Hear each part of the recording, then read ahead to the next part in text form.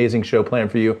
I've got two of my favorite people in the entire world coming in just a little bit. Patricia King, who's actually here. I'd like to say hello. Patricia, how are you? Good to see you. Hey, good to see you too, Ed. Doing great. Excited about this year. It's going to be a great one. It's going to be amazing. And Paul Yeah. Martinelli, one of my new best friends, frankly, and a new partner in a business that we're doing. What's up, Paul? Hey, how are you? And I am so excited. And Patricia, nice to meet you. And welcome to everybody. What a great time to be learning and predicting It's what's going to going to be happen. amazing, and I have to say, I've been more excited for 2026 than any year that I've ever come into. I'm going to take you back and just tell you a little story. Happened to me about 8 years ago. I was at a ministry event. Actually, I was an attendee at a ministry event. This is long before God Talks. It was actually when I had first really started cultivating a little bit deeper conversation with God. I was starting to see what I'm going to be describing a little bit later, this merging of ministry and business.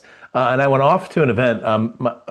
Todd didn't even know that I was there. I'm friends with a guy named Todd White now. Some of you know Todd, but Todd was speaking at this event, ministering. There were some other folks that were there, and it was basically an event to teach people how to do healing.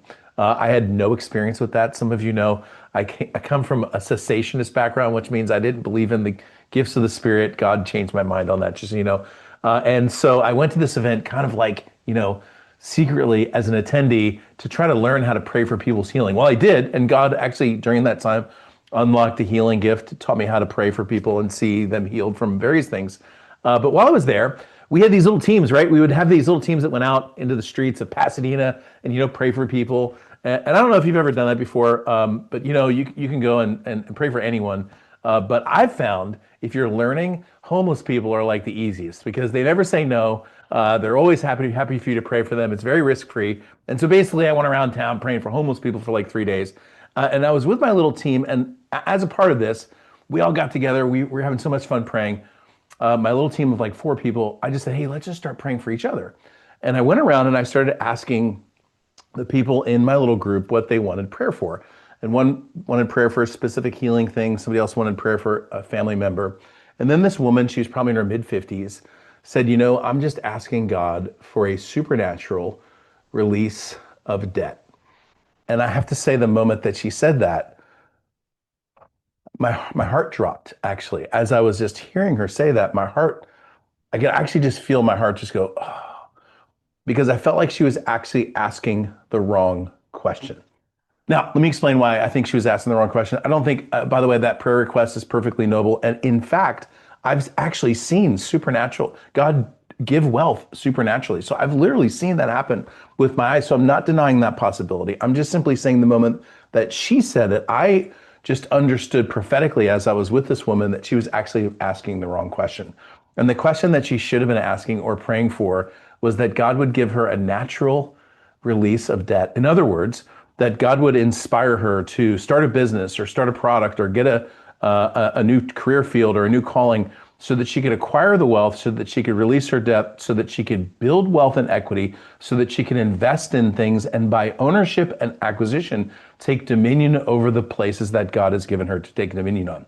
And as I was praying for this time that we're going to be spending together, the theme that I just described to you is the theme that we're going to be going down, or the roads that we're going to be going down here for a few minutes. I'm actually going to jump up on the whiteboard and just kind of go for a little while. By the way, while I'm doing this, you'll notice on the right hand side is chat. If I'm looking here correctly, we are just about to hit our max on Zoom, which is awesome. Good job and congratulations for getting on early. If you haven't already done so, please jump into Zoom. Tell us who you are, where you're from, what you do. We would love to get to know you. Some of our best, longest time community members and certified coaches are in chat right now. By the way, if you are a God Talks certified coach, make sure everybody in chat knows that you're a God Talks certified coach. I've already seen about 20 or 30 of you already there, and I'd love to get to know you if you're new here as well, just to kind of become part of our community. If you don't know, this God Talks community is a very vibrant, God-centered community where we want to change the world, and we're doing it together, encouraging each other through like the difficulties and the trials and the struggles and the frustrations and the fun. But we're going to go down this road for just a little bit. I'm going to talk about the idea of ownership. This is actually really important as you move into 2026. And I'm going to explain to you what I see God doing in the world. Today, we're going to talk about the economy. We're going to talk about AI. I'm going to share with you my opinion as to what's going to happen in the midterm election in 2026. I'm going to tell you what I think your next step should be to do as a business owner, entrepreneur, as a career person or somebody who's thinking about getting into business. There is, make no mistake about this, there is a wealth transfer that's happening right now. There is a moving of funds, actual real funds, like real money, moving from ungodly sources into godly sources. There is a mass exposure that's happening right now on the earth, like massive exposure. For those of you who are prayer warriors, you know, we have been praying for this. I know me personally, I've had 3 separate prayer teams that have been praying two of those 3 prayer teams 24/7 around the clock. And one of the big issues that we've been praying for is that God would expose evil in the world and reset governmental structures so that his people would be in place and in charge. And it all comes down to this, okay? When God is exposing things, he's exposing things so that he can shift power structures from the people of this world, evil leaders, into his people who follow his laws and follow him and love Jesus, okay? And God is moving things across the board right now. And you, as an entrepreneur, business person, career person, wherever you are, whatever age you are, you have one really important job: to position yourself into a place that you can receive it. I've been heartbroken. I would just tell you, over the last 3 or 4 years, working across the world with people and seeing God, when I say this, just understand the words that I'm using. God attempting or trying to give people the means of this world, give people wealth, and people rejecting it. And I've heard thousands of reasons. I've heard, I don't want money to make me into a bad person. Or I've heard people go, well, I just thought it would be better for this person to have this role or this thing or whatever. I've seen people pass 100 different ways what God is giving to them. And let me just look you in the eye and tell you, no more. It's time for you to receive what God has for you. If he's sending it to you, it means he trusts you, okay? That's really important. By the way, did you know that you can be trusted? I mean, I have to just say, even parenthetically, I've dealt with that, understanding that, wow, in the past, one of the reasons why I wasn't receiving what I was receiving is because I didn't feel worthy of it, because I felt like I couldn't be trusted. You can be trusted, and God is moving the things right now to put that into your place. Okay, now, when I say ownership, I'm talking about ownership through acquisition. This could be homes, land. It could be vehicles. It could be investments. It could be cryptocurrency. It could be traditional investments. It could be acquiring inheritances. I could go like 100 different ideas on how this wealth will transfer. It's important for you to understand that today I'm talking about natural. I started today by saying that what I believe God's doing is this big supernatural, naturally supernatural move in the world. I would suggest to you that 99.99% of the wealth transfer that's happening in the world today is happening in the most natural means. In other words, if you didn't even have eyes to see, you wouldn't even know that it was God behind the scenes doing it. But if you do have eyes to see, you can see his hand in all the different relationships, all the different ways that he's pulling people together. So I was hiking. It was about 8-9 years ago, actually, roughly at the same time that I went to this event, or same era that I went to this event. And I was hiking this hike up here in San Diego called Three Sisters Falls. One of the more difficult hikes actually to get to. It's about 3-4 miles. You have to go kind of bouldering down a little bit to get into this waterfall. And then you get treated by these 3 really beautiful waterfalls. And at this time of year, it's just amazing. And so I hiked up the waterfalls, kind of sat there with my journal a little bit, started praying. And then I just felt like God's like, hey, let's just go a little farther, And so it was just by myself, me and the Lord. And so I walked basically across the river where this waterfalls were at the top, And then I started climbing this little mountain, probably another 500, 700 feet. And I got to the top of the mountain. And I just started praying, and the wind's blowing, and I'm just taking dominion, and I'm speaking life and bringing God's presence. And it was very powerful. When you have one of those prayers at the top of the mountain and the wind's all blowing, you feel like Moses from the Charlton Heston in the 10 Commandments, and it was just really powerful. One of those very anointed moments, you can kind of just feel the Spirit of the Lord moving. And I thought, man, this is awesome. I'm going to do this again. And so I was on this little peak, and I thought that was great. There's another little peak over here. And so I went through this little saddle, kind of went down the trail, and then came back up on top of this other peak. And I'm standing up on top of the rock, and I'm getting ready to do Charlton Heston again with the wind blowing. And just as I start to go pray, the Lord goes, don't you dare. And I was like, wait, what are you talking about? We're praying now. We're taking dominion. We're taking authority over this world, And God just literally put the brakes on. I could feel the Holy Spirit just and all of a sudden I stopped. And I said, all right, well, I'll obey. And I went back to the other mountain, and then went back to the waterfall, and then went back to my car. I just kind of walked with the Lord through the whole thing. So I got back. I pulled up Google Maps, and I was mapping the place where I hiked. Okay, so like if this is the waterfall right here, I kind of walked across the thing. There's this little ridge right here, and then there's this little ridge right here. Okay, so I hiked up to the top of this little ridge. Now, this was national park land. This was the United States National Park. Okay, Cleveland National Forest. That's where I was standing right here. Then I went down and I came up, and that right there was private property. So I was standing on United States land praying for the country with this great authority and this wonderful anointing. And then all of a sudden I moved down the hill, back up to the top of the hill, and I'm on someone else's land. And I start praying for dominion over this, and God goes, don't you dare. And the lesson that he taught me here is I had very strong authority. Listen, as a citizen of the United States in national park land over, by the way, a mountain that I found out later, this little mountain, okay, this valley right here is called Devil's Gulch, okay? So the Lord had me praying over Devil's Gulch. Here I am, my hands in the air, wind howling, Charlton Heston all over the place, and I'm praying God's authority and dominion over the United States of America and what he's doing in the country, and it's like this really powerful prayer. Then I walk over here to private property, start sticking my hands up, and God goes, and what he was teaching me is the importance of this word right here. Now, to be fair, did I have authority to pray over this person's land? No. Why? Because that belonged to someone else. And what you start to understand when you understand authority structures is that you have great influence and dominion, if you want to use that word, over everything that you own, or that you're a citizen of, or that you're an investor of, or that you have any kind of authority over, okay? And over the other things, you basically have none. So, for example, I have a family of 6. I have a wife, 4 amazing kids, and I have a great deal of ability to speak into their lives, and I have a great deal of authority over their lives. But I have some friends of mine that also have 4 kids, and while I may be able to encourage his kids, and while I'm able to pray for them generally, my authority is very low because that person, the parents of that particular family, have the authority. The same is true for countries. The same is true for cities.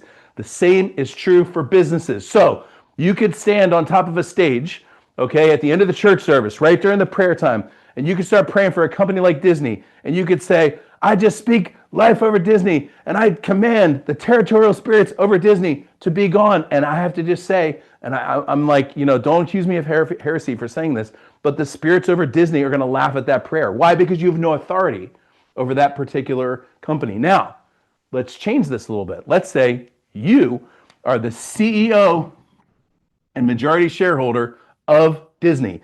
Do you think your prayer might have some effect? Yeah, not only your prayer is going to have an effect, but you're going to have an effect and be able to influence and change Disney for good. Now, I will tell you, without any equivocation and without any purpose of evasion, that the line of thinking that I just went through right here is the number one thing that was lost in the church in the last 100 years. I'm going to tell you, like, you could go down morality roads, you can go down doctrinal roads. I will just simply tell you that this idea, the idea of ownership through acquisition, is the number one thing that the church has lost in the last 100 years. And because of that, we lost the school system, we've lost the government in a lot of different ways, we've lost, certainly getting it back in many ways, by the way, too. We've lost business, we've lost almost everything. And a little bit later, I'm going to show you, there's this beautiful merging of ministry and business right now. It's getting to the point where, like, someone like me, I'm actually a pretty good example of it. People will come up to me and go, how's your ministry? Or people come up to me and go, how's your business? Why? Because basically my ministry is a business and my business is a ministry. I've got 3 companies. I've got 1 nonprofit. Almost all the transactions go through the actual companies. And what I do looks like ministry and it looks like business. And there's this beautiful merging of all of those things because that's the way it was always supposed to be. Paul, as you know, traveled and did his business along the way. And I would suggest to you that it was probably hard oftentimes to see where the lines changed between Paul doing ministry and Paul doing business. I think if you followed Paul, you wouldn't even know. Like, wait a second, is he talking about his business now? Or is he talking about like you wouldn't even know. Why? Because those things are naturally actually supposed to be blended. If you watch, for example, the apostles, there's this whole story, where Jesus comes to the apostles, Peter and James and John, and they're like by their little ship, by their little boat, and Jesus is like, come on, follow me. And then as the sermon, you all have heard, and I've heard too, it goes like this. If they left everything, and if they left everything, you should too. Well, I mean, I don't know if you read the rest of the New Testament, but they keep going back to the boats. Like 2 chapters later, Jesus like speaking on the boat. A few chapters later, it's like a storm. They're on the boat. And then even after Jesus died, they're out there fishing on the boat. You're like, wait a second, if they left their boats, why are there boats? You know what I'm saying? If they left the boats, why are there boats? Like if they left them, didn't they just like float away or something like that? Well, in Mark, it actually says they left their boats with the hired hands. I'm like, oh, that makes sense now. They left their boats in the business that they had, and then they kept coming back to their boats because they had a business, okay? And nobody ever explains that, but you start to see, oh, there's even this merging in the New Testament of business and ministry. Now, what this means for you is that 2026, we just lay this down for you. 2026 is a year of acquisition. 2026 is a year for you to put your ducks in a line so that you can receive everything that God has for you, so that you can begin taking, I'm going to use this word, okay? Let me just use the word and kind of explain it. People get weird about this word, okay? I'm just going to say dominion is nothing more than ownership or authority, okay? People get weird because they're like, I had somebody come up to me once and they're like, are you a dominion person? And I'm like, what does that even mean? And they're like, that means you think that God's people should be in charge. I'm like, well, I won't accept your terminology for my life. I said, but I do think God's people should be in charge. I'm like, I got accused. Oh man. So people are probably watching, honestly. Some of the people are probably watching right now. I got put on this website called Right Wing Watch, which is like, they're going to tell everybody what all the right winger people think. And on the website, they said, Ed Rush thinks that God's people should be in charge. And I just went to Twitter, and I was like, Muslims want Muslims in charge. Hindus want Hindus in charge. Like I got some friends that live in India, that understand how the government there works. I said atheists want atheists in charge. Progressives want progressives in charge. I'm just being consistent. You know what I mean? Like, of course you want people that think your way to be like, why wouldn't you? I mean, that's like the history of the American political system. But by the way, for years, God's people have been, oh no, we just want everyone to be nice. No, you want your people to be in charge. You want people who think like you to be making rules, right? So that they don't do things like what California is thinking about doing, like a wealth tax or whatever. Like there's a lot of crazy stuff out there that you don't want to happen, okay? This word means nothing more than being in charge, okay? So it's not a word to be afraid of. It's a word that was used right in Genesis 2, okay? So chill, all right? But listen, this means that if you're willing, what God wants to do is he wants to move resources naturally to his people so that you can invest in things that create acquisition and ownership. I'll give you an example. I live here in California. Our neighbor, this wonderful man, we actually knew this neighbor probably better than any neighbor I've ever known. He was in his 80s. Our kids were up there every weekend. We were always up there just kind of on Halloween or just hanging out with him. Just a really wonderful man. He played the piano in his local church. He was a piano tuner. Had music that was syndicated everywhere. Just a really cool guy. And he passed away just a few months ago. We're obviously really sad. He had 5 kids. And when they started cleaning the house, I just went up there and talked to one of the kids and I was like, hey, what are you guys going to do with the house? Are you guys going to live there? And he goes, no, we're probably going to put it up for sale. And I said, look, if you're going to sell it, like, let me make an offer first because I'll be happy to, acquire the house. I think we would take really good care of this house. And we also want to preserve the legacy of the ownership in the house and who was there. And they were very moved, and then I got very moved, and then we just made a deal. Okay, so we're buying, like literally in the process of buying the house. And that's this right here. You have to understand that the thing that you have authority over, you're in charge of, right? And so this is the only reason, but one of the reasons was we would like to know who our neighbors are, and that becomes more and more important the more you become known. Well, how do you make sure who your neighbors are? Well, you're in charge of things. So how are you in charge of things? You own them. And that's the way you think, okay? When you have an understanding of the way that God's kingdom is growing, like it says in Isaiah, of his increase of his government and of his peace, there will be no end. That means actually things that happen on the ground, okay? That's for you. All right, now, when I talk about this, especially when I talk about this on social media, I never get criticized by anybody except for the Christians, okay? I'm just saying, like, the atheists are cool with it. I mean, like, even the Bright Ring Watch people are like, yeah, we get it. That's the way we think too. The only people that ever criticize me are the Christians. And I will just tell you that a line of reasoning, it always comes something like this. Like, John 18:30, 1836. They'll quote this. They'll say, hey, Jesus said, my kingdom is not of this world. And then I usually reply, and I'm like, he also said, on earth as it is in heaven. And he also said, all authority has been given me on heaven and on the earth. Like, when people start to proof text, that's what this is called. When people start to proof text, what they tell you is that they don't understand the whole Bible and how God wrote it for your benefit and for his kingdom. Okay, now, in a moment, I'm going to start talking about strategies. I need to talk about the economy. We're going to talk about AI. We're going to talk about what God's doing this year. And I would love to see your comments. I have not been on chat. There's like 150 new messages on chat since I've been here. Thank you for all your amazing comments. My team's taking notes on all that stuff.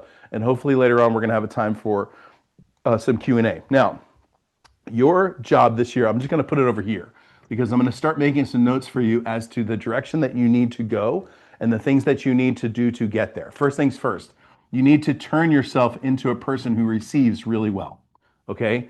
To do that, you're going to have to rewrite or reset your software on how you think about things like God, you, money, your purpose, your business. It just so happens I wrote a book called God Talks, okay? This book is a software reprogramming manual. It'll show you how to reprogram the way that you think so that you can receive whatever God is sending to you. We have, starting tomorrow, in fact, if my team can put the link into chat, starting tomorrow, I am going to dedicate my Saturdays to you. For those of you who don't know me, I do not work on Saturdays, okay? I just don't, all right? Saturdays, I definitely don't work on Sundays, and the only time I ever work on Saturdays is when I'm like on the road speaking or something like that, okay? So let me just tell you, this is how serious I am about you. I am dedicating my Saturdays to you. So starting tomorrow, we are going to do a God Talks book study. In fact, we're going to start today. We're going to do one of the first exercises I'm going to do at the end of the show today. I'm going to play. It's a 29-minute exercise. You can hang out if you want to. You don't have to. Called Desiring Wisdom. I'm going to get to why that's so important in just a second. And you're going to start recoding and rewiring your software now. But if you want to, and not if, you should for sure do this. I'd love to see you on Saturdays. Tomorrow we're going to start at 10 Pacific, 1 Eastern, and we're basically going to go through a process that shows you how, number one, you were scientifically created neurologically to have a conversation with God. You are designed to hear from your Creator. I will show you that, not just spiritually, I'm going to show you that physically, like literally you are hardwired to hear from God.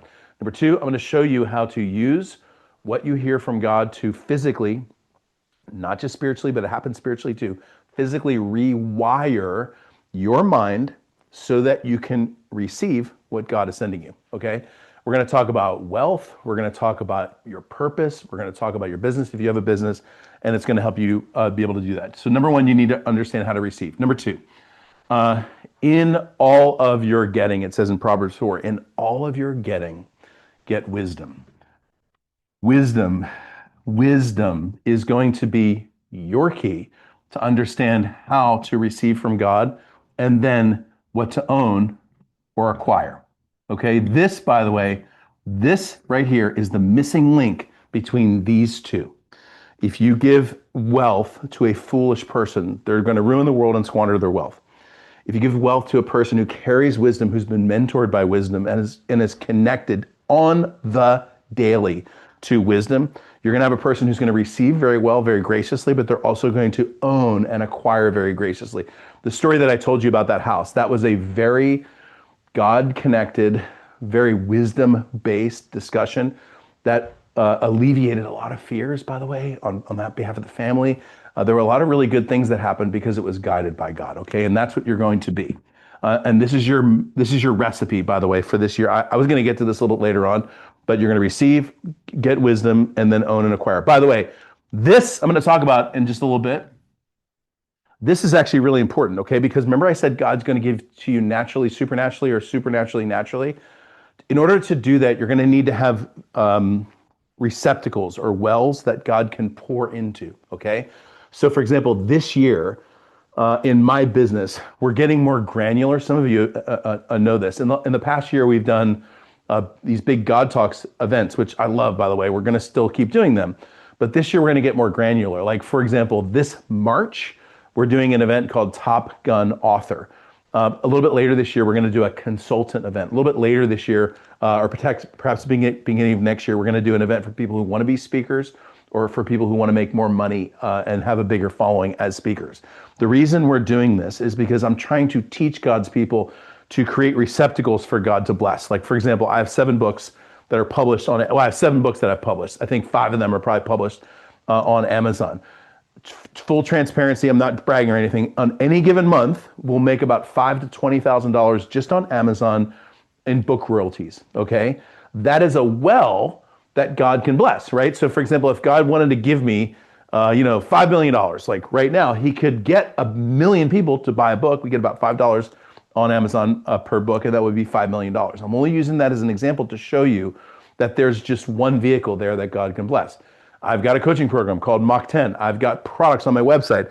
I have all these different ways that if God wanted to maneuver, I've got investments in all kinds of companies. Okay, I'm a founder or investor advisor on certain companies. There's a lot of different, whatever, piece of bait in the water, whatever you want to call it, that if on any given time, God could bless. And part of your job in 2026 is to be able to create those wells that God can fill. Okay, to totally mix metaphors, but that's where we are. Okay, so where are we? We're at the beginning right now of a new 80-year cycle. Okay, I don't have time to go through the history on this, but you basically have 1776 to 1860. You have 1865 to 1940.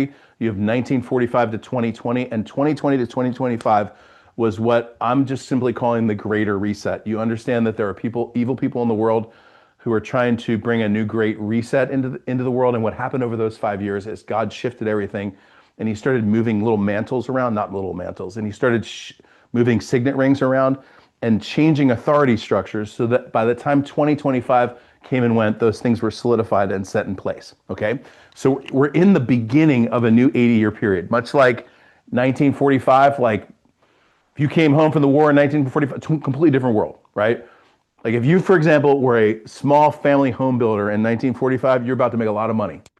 And there's changes that have just happened in the market and in the economy that are going to work themselves out for the next 80 years. And your job is to begin to position yourself for those changes. I'm going to start talking about some of those on our time here. Okay, so this is where we are. We just finished 2025. That was that 5-year transitionary period, 2020 to 2025. Okay, the previous 80-year period was essentially 1940 to 2020, right? From end of World War II all the way to 2020, right? When you had the COVID come in 2020, it was like you could have almost set your watch by that. All right, this big transitionary period, what God was doing is moving all of His authority structures, putting His people into place. Okay, and now He's going to give to you, and it just depends. It just depends. In the past, I will just say, in the past, I don't have time to do the history lesson. Okay, I've done this on other trainings. I'm just going to tell you, in the past, God has given to His people, and His people have gone not interested. Okay, in the 1950s and the 1960s, the church bought into a lie that brought us to where we are now. The church said, I'll just put it to you this way: the devil came to the church and said, "I'll give you the family, evangelism, and discipleship," and the devil said, "I want everything else." And in the 1950s, the church said, "Take it," because the church believed in the 1950s and 60s that the most 70s, 80s, 90s, that the only thing that was holy in the church, by the way, I'm over generalizing. I understand there's some churches that didn't do this, but the church said, look, we got to focus on the family. We got to get our evangelism system down. We got to disciple people, okay?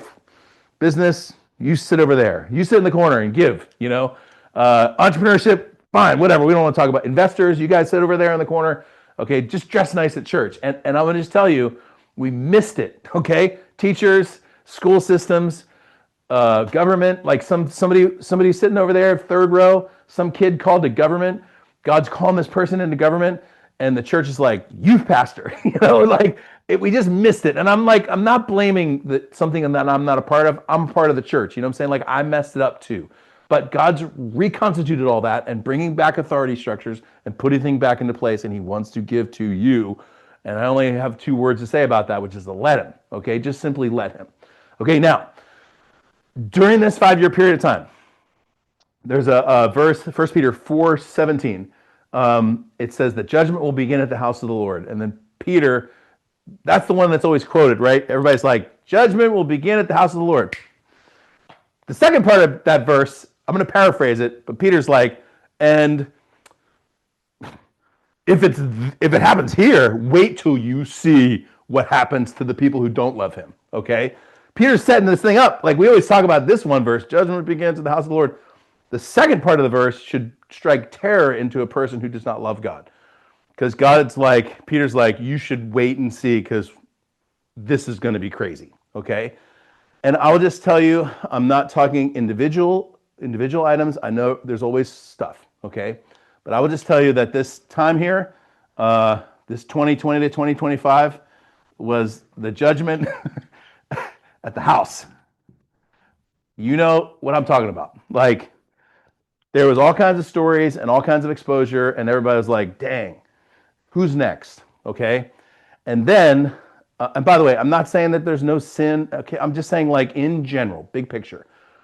And then like right around 2025, there's all these people online that are like professional exposers. And feel sorry for those people, by the way. This is like the worst job ever. And you're like calling down Matthew 7:1 on top of you all day long. I can't even imagine what it's like to be married to one of those people. Goodness gracious. So it was like in 2025, the professional exposers like ran out of people, like the real ones, you know, and they were like what? There was one recently that was like, he flew first class. And I was like, well, I fly first class.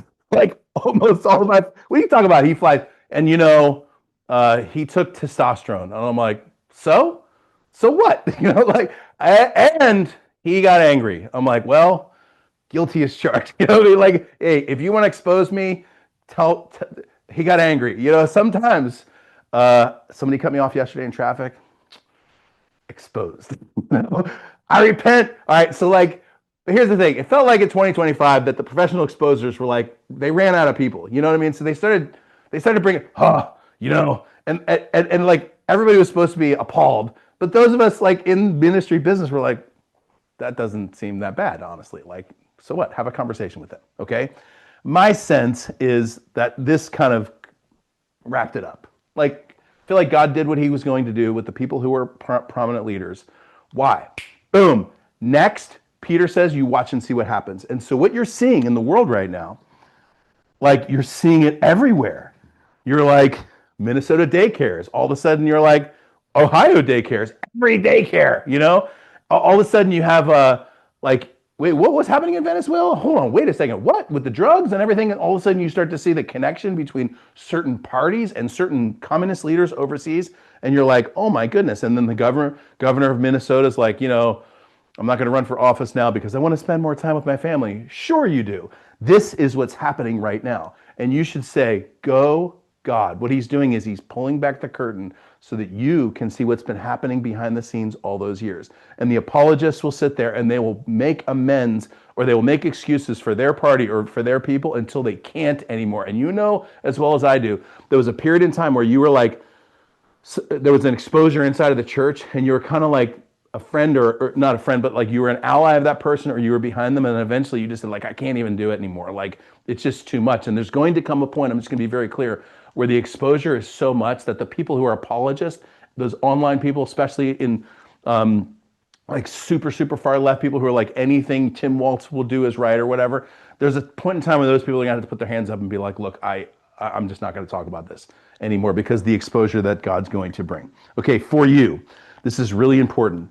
When this happens, don't be afraid. It's very common when the world shakes for God's people to start to get nervous. Understand that you stand on a rock and God is your provider, he's your savior and your friend. Okay, so while the world shakes, there's a phenomenon. For those of us, I'm going to talk about crypto in a second, by the way. For those people in the crypto markets, you understand like in general, that market's kind of gone like this. I'm not giving financial advice, I'm just telling you what's what. That's how it does it. Okay. And so these spots right here, for those who invest in crypto, we call this shaking out. What happens is it gets up here bunch of people buy up here, and then it just drops, and it goes like half of what it was before. So if you put like $10,000 into crypto, now it's worth 5. And a lot of people chicken out, and they get what's called shaken out. And so I know a lot of people who've gotten shaken out. And if you're going to invest in cryptocurrency, I'm not giving you financial advice, I'm just telling you my story.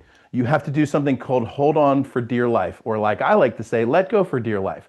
You put the money in, you don't look at it for 5 years. I'm not even kidding you. Just let it do what it does, because eventually, at least historically, it's gone like this.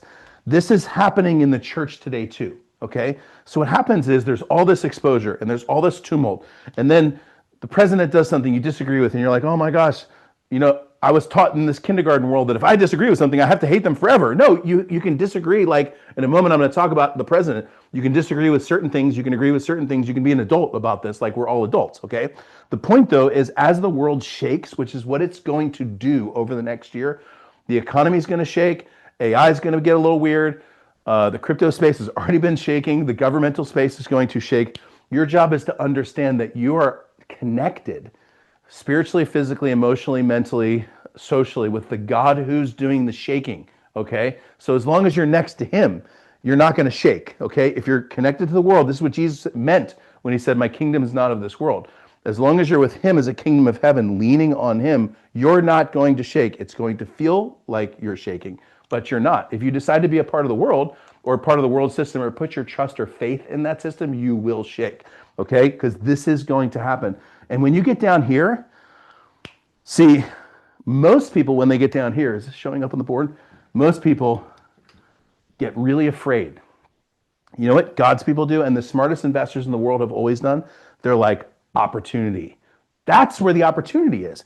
Right on the bottom, when things are going down, this dip right here, you don't have to buy it right at the bottom. This thing right here is called opportunity, but most people get afraid, okay? Because they're trusting in the world system, not in God. All right, so I'm going to do 1, 2, 3 more things, and then I'm going to bring on my amazing friend Patricia King. But let me reset my notes here and wipe the board. By the way, while I am erasing the board, a couple things. First of all, my team should have put the book club link in there. If you're interested in joining us on Saturdays, we have an amazing time. We're going to basically go deep into a conversation with God, and you definitely need to be there. Second, put on your calendar March 5th and 6th. That's our next event. It's at the TBN Studios in Dallas. It's at the most beautiful studio I've ever seen in my life. It was the former Dr. Phil studio. If you know the story, they're not working together anymore. And it's Studio E, which I think is convenient. And we can hold about 250 people, and we're going to have a training on how you can publish a book. And if you've already published a book, we're going to show you how to significantly grow your following so that you can grow the number of people that buy your book, invest in your message. And look, I've been there, done that. I'm going to teach you how to do it from the bottom. I've got Nicole Gephardt coming, who I'm sure is on chat right now. Probably the best book publisher in the world as far as what she knows. I've got Alex Strathty coming, who is my guy that does all my marketing for the books, including paid advertising, which we're very good at. So if you want to publish a book, you need to be there, or you want to be there. And if you've published a book but you're not happy with the results, you want to be there too. And I believe we have a discount for those of you who want to take action like today, and I'm talking about today. We're offering a $500 discount. So it's a $2,000 event. This is not a cheap event. It's not like if you're trying to be cheap on your way to success, this is not your event, okay? But if you want to come and like really get trained and really do this well, this is the event for you. By the way, it'll cost anywhere from $10,000 to $30,000 to publish a book, depending on how you do the cover, how you do the layout, how you do the editing. So it's a small investment. I think $1,500 is a very small investment for a very important well. Remember I talked about building wells? I think books are like the best well ever. I don't have business cards. I never give anybody a business card. I hand people a book. The world's greatest business card. It will open almost any door. It's gotten me on every show I could possibly imagine, including Glenn Beck. I was on that show over Thanksgiving. Glenn Beck show. He wasn't on during Thanksgiving, by the way, but I was. All right, so it was great. All right, so here's what we're going to do. Here's what we got left. I'm going to talk about the economy. I'm going to talk about AI. I'm going to talk about the election. All right, and like in true Ed Rush format, I got a little distracted. I got going on this road towards ownership, which we needed to talk about. It's all God, okay? Like I'm just following his lead. But I got like 17 minutes to do these three, but we're going to do it. Just pray for me. All right. So let's first talk about the economy. Okay. Before I do that, I just want to seal up what I just talked about. I'm going to come back to it in just a moment, but I'm just going to say a prayer over you and for you. 2026 is your year. Okay. This is the year where you say, forget about the past and you press on to what God's got for you. You may have made mistakes financially. You may have seen that chart I just showed you and been like, man, I sold all my stuff and I shouldn't have. So I had a Bitcoin once. I got paid. So I went and spoke at an event. At the Texas Bitcoin event, it was like 12 years ago. They paid me a Bitcoin, which at the time was worth $2,500. If you know the market now, it's like anywhere from $80,000 to $120,000. And I kept it for a little while and then I sold it. But like I sold it like 10 or 12. I thought, man, I made so much money. And I look back and I'm like, oh man, yeah, you know what? You have probably some regrets like that too. You probably missed out on buying some property or maybe moving into an investment space or investing in a company or something like, so what? So like, that's just a part of your story. It's a part of your lesson. That is over, okay? Now it's time to do three things. Receive really well by building wells, acquire wisdom, and then acquire and invest, ownership, okay? Those three things, I'm gonna write them on the board again. Okay, so I'm just gonna pray for you real quick that you would accelerate everything that all the lessons that God's taught you, that those will come together. Let me just pray it. Pray, Lord, that all the lessons you've been teaching us would come together in acceleration. We speak right now, Lord, that 10 years will turn into a year, and 10 years would even turn into a month, Lord, as you bring acceleration to the person listening right now. All the old is gone, the past is gone. We release strength, speed, financial blessing, specifically financial blessing and wisdom when it comes to acquisition and ownership. In Jesus' name, amen. All right, so we'll do this fairly quickly. First of all, let me just say it as transparently as I can. Despite some optimistic things that have been happening recently, and despite the president's leadership over the economy, which I think has been very good. By the way, I should just make a really quick disclaimer. Some of you are very conservative, some of you are very liberal, some of you are very libertarian, some of you are progressive. I just want to just like let you know that you're welcome here. Okay, we live in a world where if you don't agree politically, everybody has to hate each other, and that's not the way our country was founded. Our founding fathers did debate, and they didn't like each other in certain cases, but they got along long enough to like write a constitution and then to make it better. And we have this idea now that if we're a part of another party, that's just them and they're idiots. Well, they're not. Like some of my, really, I mean this, like some of my best friends are, I lean a little bit more libertarian, sort of center right. I have some friends that are like way, way, way left, and I love them. And like we'll have coffee together and we'll talk about the issues. And from us talking about it, we actually learn from each other and we get better. And so I just want to say, like in a moment, I'm going to be sharing some political views, but I want to let you know that you're safe here. Like whatever you believe is totally fine with me. I don't think you're a horrible person if you disagree with me. I'd love the opportunity to talk. Okay. So anyway, I think the president's leadership has generally been good over the economy. That said, he inherited an economy that I believe is built on some really bad foundational principles. Okay, first of all, we have a dollar that is not based in anything. We have a Federal Reserve that we don't even have a lot of accountability over. We have the highest debt ratios, consumer credit, business credit, that we've basically ever had in history. So we're leveraged more as a country than we ever were, significantly more than we were even back in 1929. I'll talk about the Great Depression in just a little bit. We are built on a very, very teetering foundation. And I don't have time to go into it, but about 4 years ago, the Lord gave me a vision, like a real vision, about the nature of the economy and what was going to happen to the United States economy. And I will just say it as clearly as I can. There's two roads, there's two options for our economy right now. A massive crash. Just so you know, I'm not predicting that this year. But based on the fact that we have like national debt, 33, 34 trillion, whatever it is, we've got a lot going against us at the moment. And by the way, like I said, the president, I think, is leading well on this. Or massive crash or soft landing. Okay, the direction, just so you know, the direction we're going right now is this, thanks to what's happening in Washington, D.C. I will tell you without any equivocation or purpose of evasion that over the next 5 years, if it keeps going in the direction that we're going, we will have a new monetary system in place.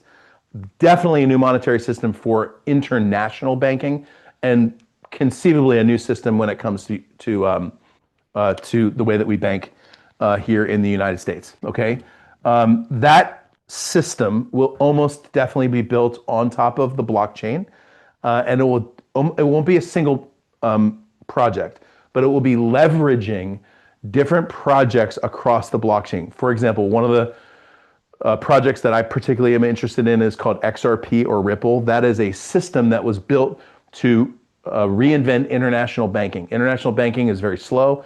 It takes days and days for transfers to happen, and it's very expensive. And a system, a democratized, decentralized system like the blockchain, or what XRP or Ripple is built into, gives the ability to do international transfers in about a millisecond and for about 2 cents per transfer. Okay, that's what I mean by a soft landing. Right now, the president has a person who's worth following on X. His name is David Sachs. He's the AI crypto czar that the president leans on. And I believe they are actually right now moving towards conversations with US-based cryptocurrency blockchain firms to start moving some of the banking features onto this. Okay, so what do I expect to happen? What am I praying to happen? This is what I'm praying to happen right here. I've seen it very clearly. I've had prophetic words. I spoke directly to people who are very influential in the US monetary system. And this is what I've seen. One option, it's the whole system comes falling down and we have to rebuild it actually. By the way, one way or another, we're going to end up where God's taking us.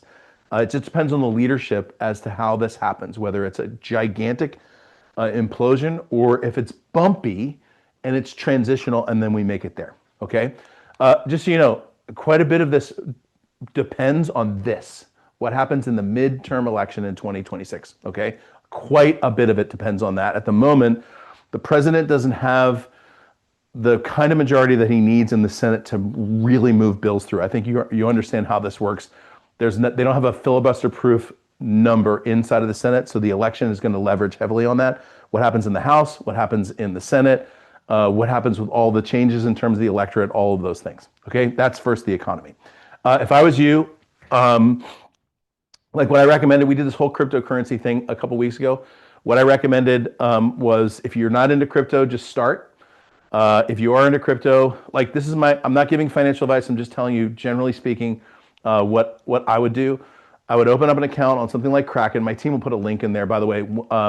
That link I do get a commission for. I get like $75, but you get $75 too.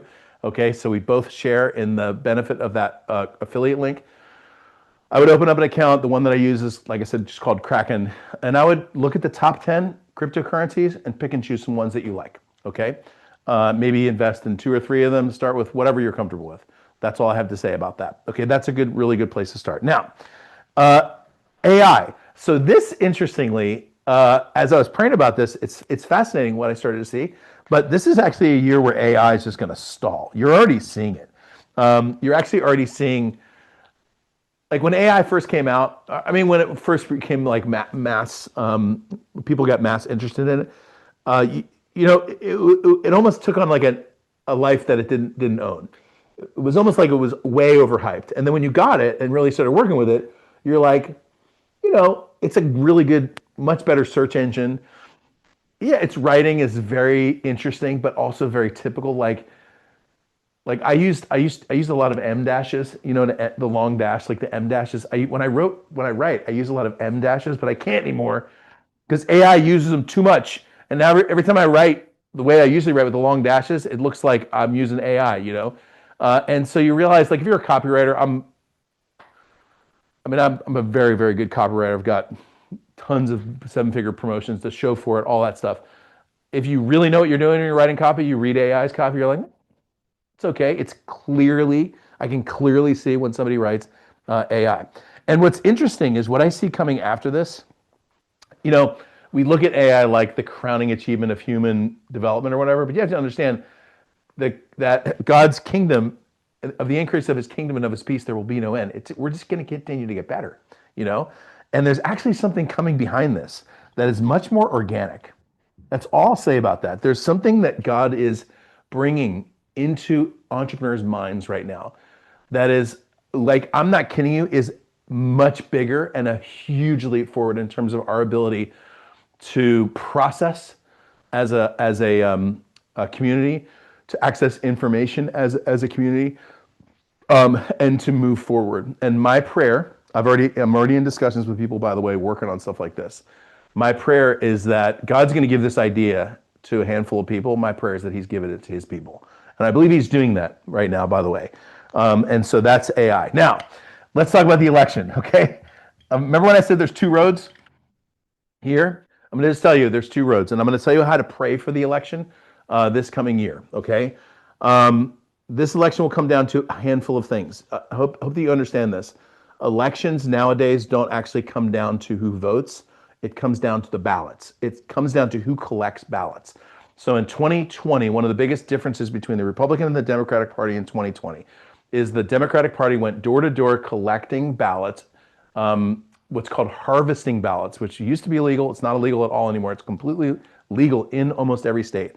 And they literally went door to door, apartment complex to apartment complex, literally harvesting or collecting ballots. The 2026 midterm election comes down 100% down to ballots. There are organizations on both sides now that are essentially ballot harvesting organizations. The only antidote to that is if Congress this year passes a National Voter ID Act. Now, this, I would give that about a 20% likelihood. I would pray for it. I would urge your congressperson to vote for it. I would get on the phone and make the phone calls that you need. Just so you know, Congress has about 3 months before they don't do anything else. Like once this next 3 months go, they're going to be campaigning for the rest of the year. Every single person in the House of Representatives is up for re-election. So the House will not do much this summer. This has to be an issue that they do in the next 2 months. Otherwise, it's down to simple ballot counting. Now, one of the things that will sway this election to the right is the redistricting that happened in Texas and in the other states, and the cleaning of the voter rolls that happened across a number of states. Did not, as far as I know, happen in Pennsylvania. Did not, as far as I know, happen in Michigan. But that, I believe, will probably move the House to the right, probably about 10 seats, roughly about 10 seats. And again, the Senate is really the thing that you're going to need to pray that it goes. So it either comes down to this, the ballots collection. And by the way, if you're a Republican, they didn't do it in 2020, but I will tell you for sure in 2024, there were ballot harvesting, ballot collecting organizations. I know some of those folks. Again, like I said, it's legal. I don't think it's ethical, but it's definitely legal, and it's like actually now a part of the game. This, by the way, is the thing to pray for, that we would put together a real, actual, comprehensive voter ID law that covers us into the next elections. And I believe now's the time for that. I have no idea why Congress hasn't passed it unless, in fact, they don't have the votes. Okay? So, just to summarize your job, and then Patricia, I'm going to bring you in like 3 minutes. Your job is really simple, okay? I told you the 3 things. Somebody taking notes in chat, put the 3 things that I've got for you for this year in chat. Number 1, your job is to receive, okay? God is sending you. I think God's sending you quite a bit, actually, this year. Your job is to put yourself into a place that you can receive. The best way to do that is strategically. I'm not talking about doing 100 different things. I'm talking about having a conversation with God and strategically creating some wells that He can bless. The one that I talked about earlier was my book or my books. That's the reason why this year we're going to be more strategic and granular when it comes to our events. That's the reason why March 5th and 6th, we've got a Top Gun author event that's coming. I offered you a $500 discount. I'm going to leave that open for today. Okay, this training today, we're not sending a replay out or anything like that. We're not going to send any follow-on emails. Tomorrow we start our book club, so we got no time for any of that stuff. Your job is to start building wells. If you want to write a book, if you want to write your second book or your third book, or you want to improve the marketing of a previous book, this event is for you. We get the most beautiful venue you've ever seen in your entire life. We will record the entire thing, put it into a product. You're going to get the product. That's going to be amazing, okay? There's a link in chat for that. It's Top Gun or edrush.com/Top Gun author, I think. The coupon code, by the way, is my book.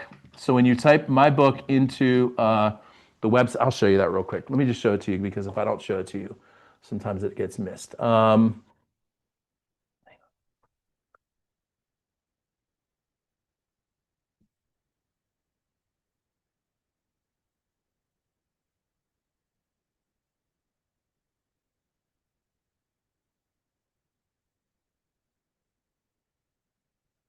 All right. So if you take this website, take a look here real quick. This is the Top Gun author website. I'm not going to show you any of this. You can read this on your own. When you go down to the bottom, here's the pay, like, so you can see it's a $2,000 event. People actually pay this. Okay, that's not like a fake made up number. When you go here, you'll see there's also a payment plan. You can choose like a three payment plan. If you go to promo code and type in my book, watch what happens. You hit apply. It takes, oh wait, hang on a second. I think it put a space in there. There. That was making me nervous. All right, so it took like $500. You'll see, and it made the payment plan down at $560. Okay, that's a really good deal. If you want to do that today. Let us know in chat that you're coming to the event if you're already coming to the event. The second thing you're going to do is you're going to acquire wisdom. I told you wisdom is the key to making decisions on both sides, right? Wisdom is the secret key that connects this, helping understand what receiving portals, portals, is that even like a word? Is that a word? Wells, let's just say wells. Portals. Portals. I'm gonna make that my portical. Wonderful. It's like a cross between a portal and a popsicle. So I'm gonna submit that to Webster's this afternoon. You heard it here first. All right. So wisdom is the key that unlocks these two, right? It helps you understand what wells or porticles to dig, and then when and where to acquire. All right. This is your job when it comes to this year. All right. So right on the clock. I'm going to bring in my friend. Hang on a second. I got to change my camera though, and I get to take a deep breath and have some coffee. So Patricia King, how are you? I'm great. That was amazing. That was so good. So much to go over, too. I took copious notes. This is good. I'm going to do a quick intro and then I'm going to pass it over to you. So, Patricia King is just a really well-known minister, author, teacher, mentor, and friend. And I will just say, a couple years ago, we met, actually 2.5 years ago at an event in Flagstaff. We just had a nice conversation. And about a month and a half later, Patricia reached out to me via audio message and just said, hey, I got done reading your book, which was really cool that she said that. And she said, I'll be praying for certain people this year. And I was wondering if it would be okay if I prayed for you. And I remember thinking, well, that's like, sounds like a trick question because the answer is definitely yes. And from there, we just developed a friendship and just a bit of a mentorship relationship as well. And I have to say, she knows this story, but that came at a time when I was feeling quite alone, actually. I was feeling in certain cases, from some relational things that had happened with some other mentorship relationships at the time, I was feeling actually kind of abandoned. And I was walking around my office that morning, kind of moaning to God about how, nobody loves me and everyone hates me and I'm going to eat some worms. And I got that audio message from Patricia. So it was just wonderful, timely, very loving, frankly, very motherly love that I felt from her. And we've just kind of developed a friendship ever since then. So we're going to see each other in a couple of days.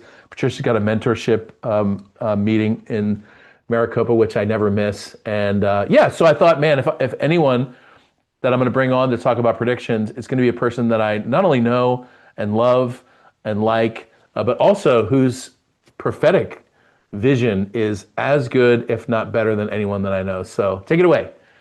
Okay. Well, thank you so much. And I just so love and respect you. And I'm so proud of you for the way that you represent the Lord, kingdom values, and just infusing people with vision and letting them know that they can do it. We can do all things through Christ who strengthens us.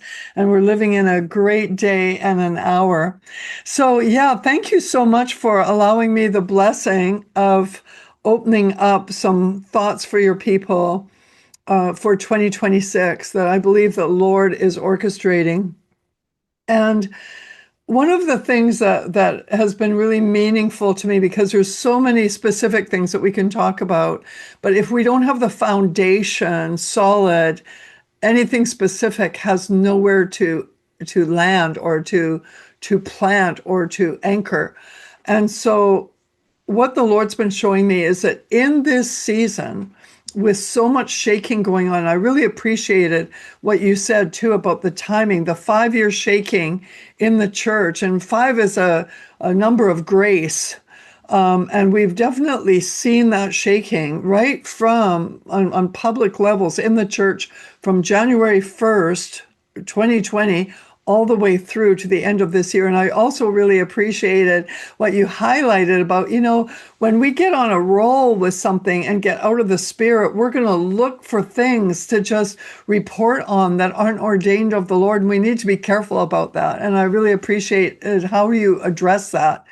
And that we are now changing a season, and it's so clear because in the very first month, especially of this year, we are seeing so much exposed in the world, and we're going to see more and more. So a lot of times when corruption and evil is exposed, what happens in the world, but even in the church, unfortunately, is fear settles in.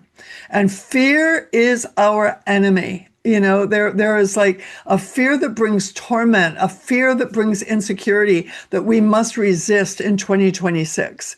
And so how do we do that? And it is by drawing closer to the Lord and knowing his covenant. And what the Lord's been speaking to me very strongly about for 2026 is that we, his people, are held by covenant. Now, in the Bible, of course, we've got the Old Covenant, we've got the New Covenant, and the New Covenant is full of blessing. It is a blessing covenant. And 2,000 years ago, Jesus came as man, and Jesus, of course, is God. He is God, and fully man. And because man failed to be able to keep a covenant with God because we couldn't meet the terms of the covenant. And as business people, we all know what a covenant is. It's a contract, right? And so there's agreements that have to be fulfilled, and man couldn't fulfill his part of it. So God's plan was, well, I'll go myself. I'll become a man and I'll fulfill it with myself. So Jesus as God and Jesus as man cut a covenant together with himself on our behalf, so that when we accept Jesus, we come into this covenant of truth, of righteousness, and of blessing. And it says in the word that all the blessings are ours. Every spiritual blessing in the heavenly places is ours, Ephesians 1:3. Everything that pertains to life and to godliness has already been granted us as without cost.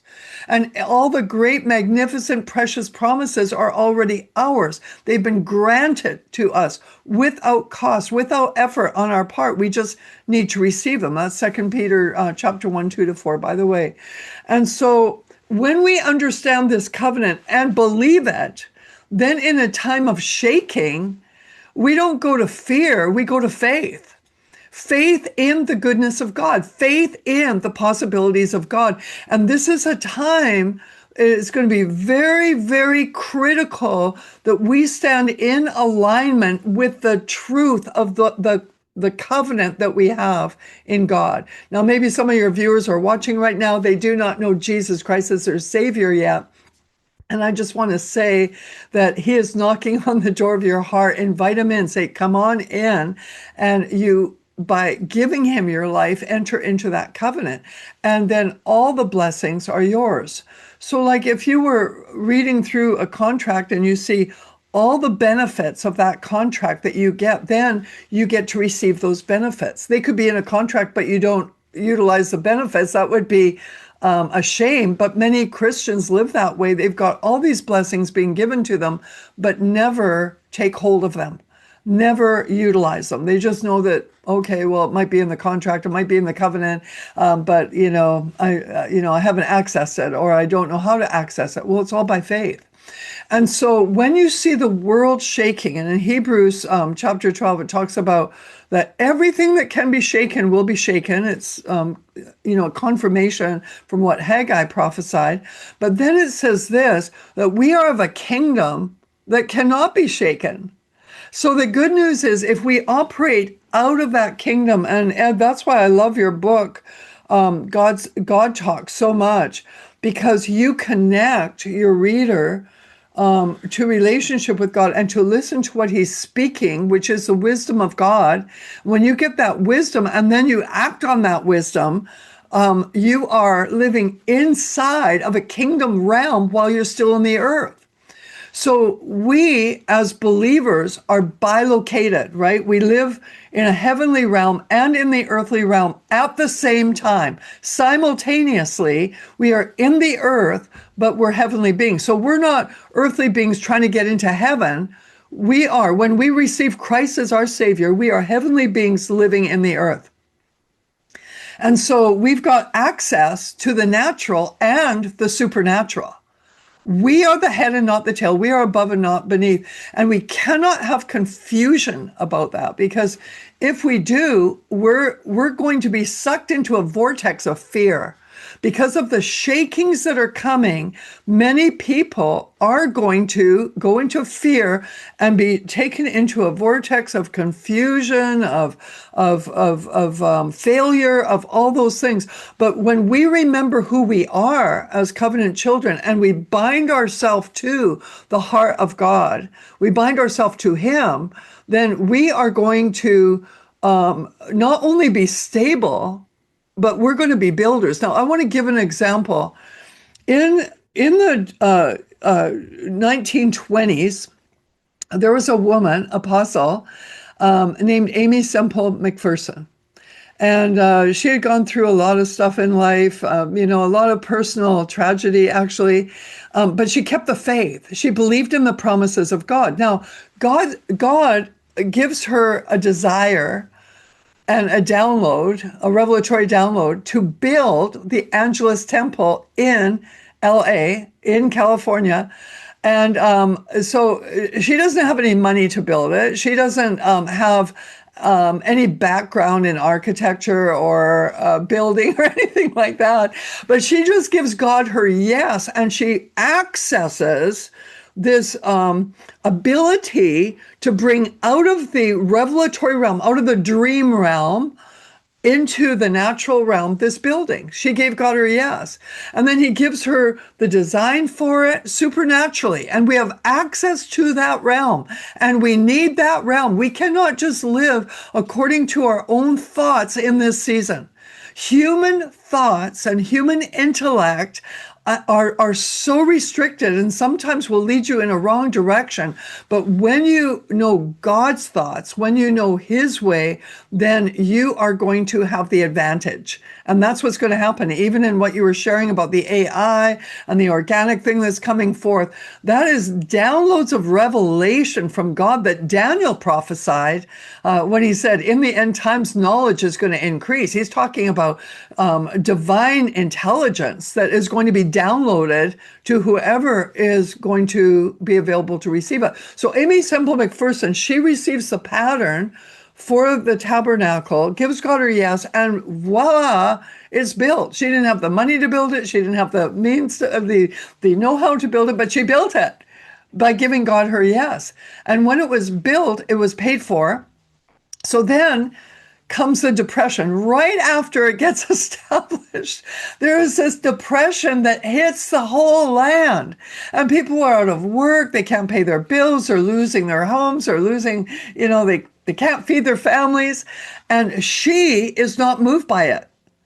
She has to look after this big building right now, all the maintenance of it, all the taxes for it, everything that's involved with it. She has to look after it. And she doesn't miss a beat. She not only looks after it, she determines to grow her ministry in the midst of depression. Now, during the Depression, Amy Semple McPherson, the Angelus Temple, fed more people in their feeding program than the government did. She built churches, expanded missions programs, started media, radio, Christian radio, all of that. And she never skipped a beat. She just knew her God and she knew her covenant. She knew the word of God and she had a spirit of faith, because faith is heaven's currency. Faith is what connects you to those promises that we talked about earlier. This is going to be absolutely important in 2026 for us to move forward with absolute confidence and joy.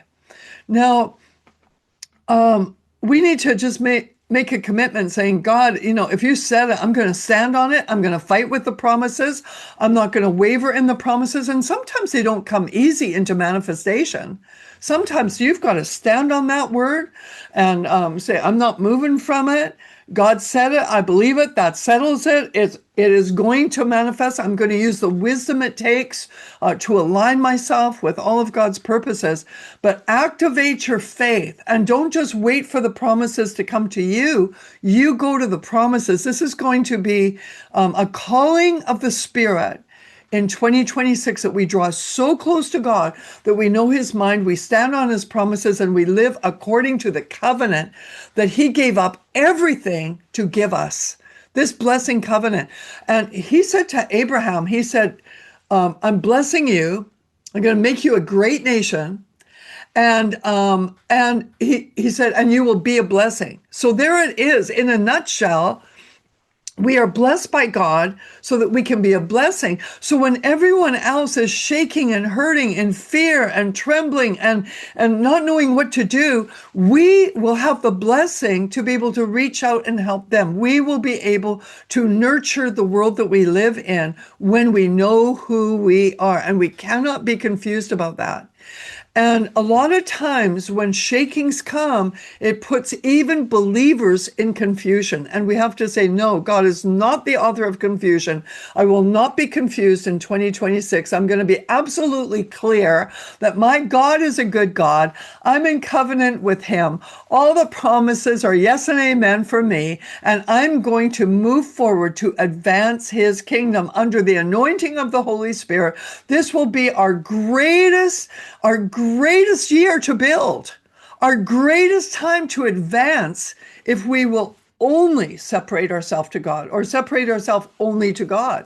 And so let's get aligned with his purposes, not in mixture, but in complete oneness with him. And that's why we need it. I mean, some of the gross corruption that was exposed in the church, come on, how do we get that low? We forgot who we were. We forgot that we were holy beings saved out of sin by God. How did we get there? That is so ridiculous, that no believer should want to live in that kind of filth. When we're righteous, we're holy, we're full of light. And so let's just shake that thing down and move forward as his strong warriors in this hour who will change the world when they go through their shaking. And that we are there to help them, not to condemn them, not to accuse them, but to bring them into the kingdom for such a time as this. So that's number one. God is speaking into 2026. Align yourself with him, draw close to him, and know your covenant. The Old Testament is called a testament, and then the New Testament, or it's like the last will and testament of a person, right? You want to read through that will. You want to make sure you understand what is yours, because there are bank accounts full of money in the world today that have never been claimed, but someone's an heir to it because it was in the will, but they never went and read the will or claimed what was rightfully theirs. And I think believers do that a lot. Let's read about all the promises that are in the covenant and who our God is to us and who we are to him, and live in that, bind ourselves to that. The second thing that I feel to highlight today is it is going to be extremely important in 2026 that we align ourselves with positivity. I just finished writing a book. It's not out yet, but it will be within the next couple of weeks. And it's called Positive on Purpose. I'm very excited about that book. But God was speaking to me over about the last probably 6 months or so now, but really seriously throughout the fall, saying you cannot allow negativity a place in your life. Now, the world right now is full of negativity. So you just turn on, the secular news, and it's just like, whoa, it's just a wave of negativity.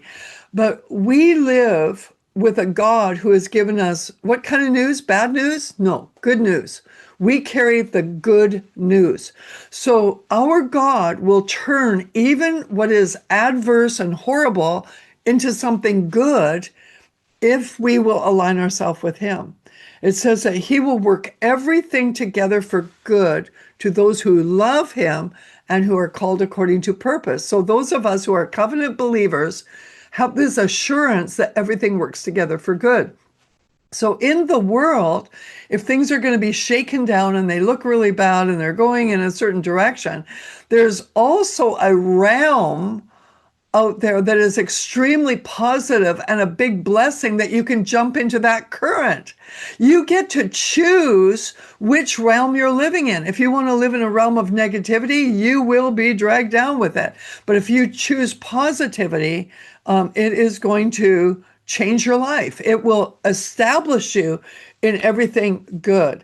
Now, we are going to have to, the Lord showed me that this year, believers especially, but I mean, this is a word for everyone because he loves all mankind, but believers especially are going to have to lead in this, in choosing positivity in the midst of negativity. And there could be a lot of negative situations that come up and you have to say, okay, just a minute. What is the promise that God has for me in the covenant that will give me light in the midst of this darkness? Because that's what I'm going to focus on. Now, as a young girl, I think I was about 9 or 10 at the time, my father made a New Year's resolution. And on New Year's morning, he said, I've made a resolution this year that I am going to be positive. I'm going to be thinking positive, speaking positive, and I'm only going to engage in what is positive. And I mean, we didn't understand it. We were around the breakfast table and we didn't quite understand where he was going with that. And then he got really radical about it. I mean, we would, be negative over something and he'd say, no, just a minute, think positive. And so we started actually mocking him for it a little bit, because it just seemed corny. But he actually stayed with positivity his whole life. So I was like 9 or 10 at the time. I'm 75 this year. And so it's a lot of years. And he just passed, just a few years back. But his whole life, from age 10 in my life, he lived with positive thoughts, words, and actions. And he died a happy man. And it wasn't like he didn't have adversity in his life. He had plenty of it. But the way he saw it was out of a positive perspective. And so everything worked out for him. He died in his sleep with a smile on his face. They went to get him for breakfast and, he was gone. And so he's lying there sleeping with a smile on his face, Mr. Positivity. But I've been thinking about that a lot lately. And I think we carry the ability to release positivity into the world that we live in. And all things are positive and all things are possible in God, right? In heaven, if you want to talk about a theology of positivity, there is no negativity.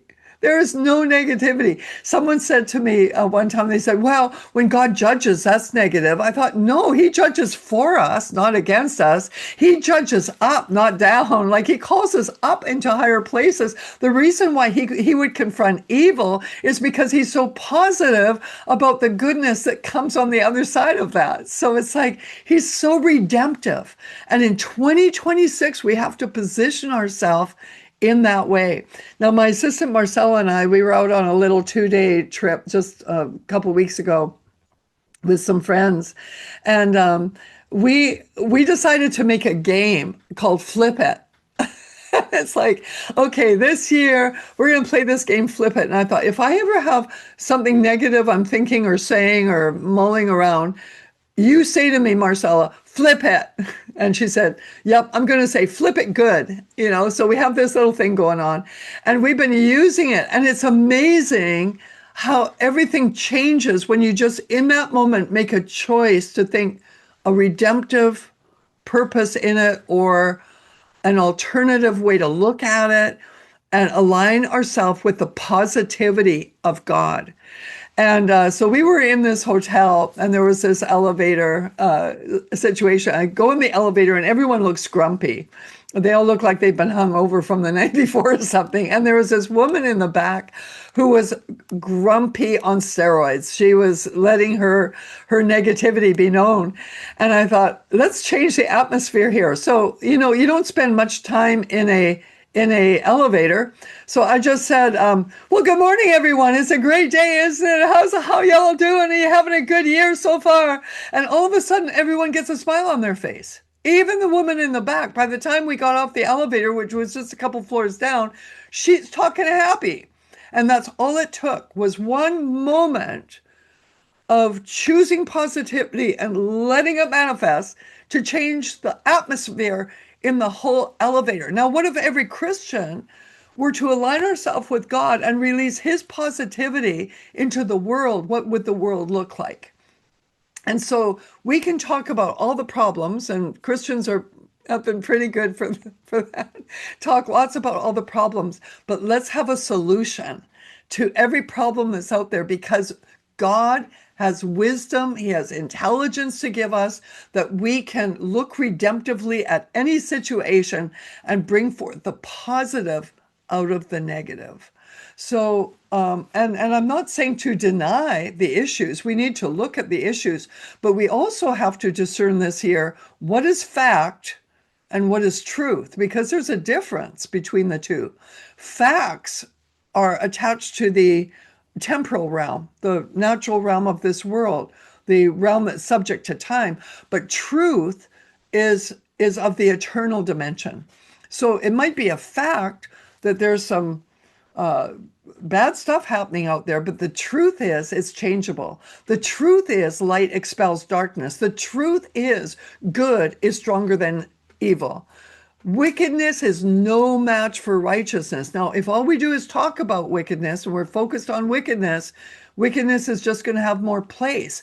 But if we come into our covenant promise and with positivity say, we can make a difference here. And I'll just close with this, is that years ago, God had called me into helping those who had been sex trafficked, organ trafficked, and that he just brought us into that realm.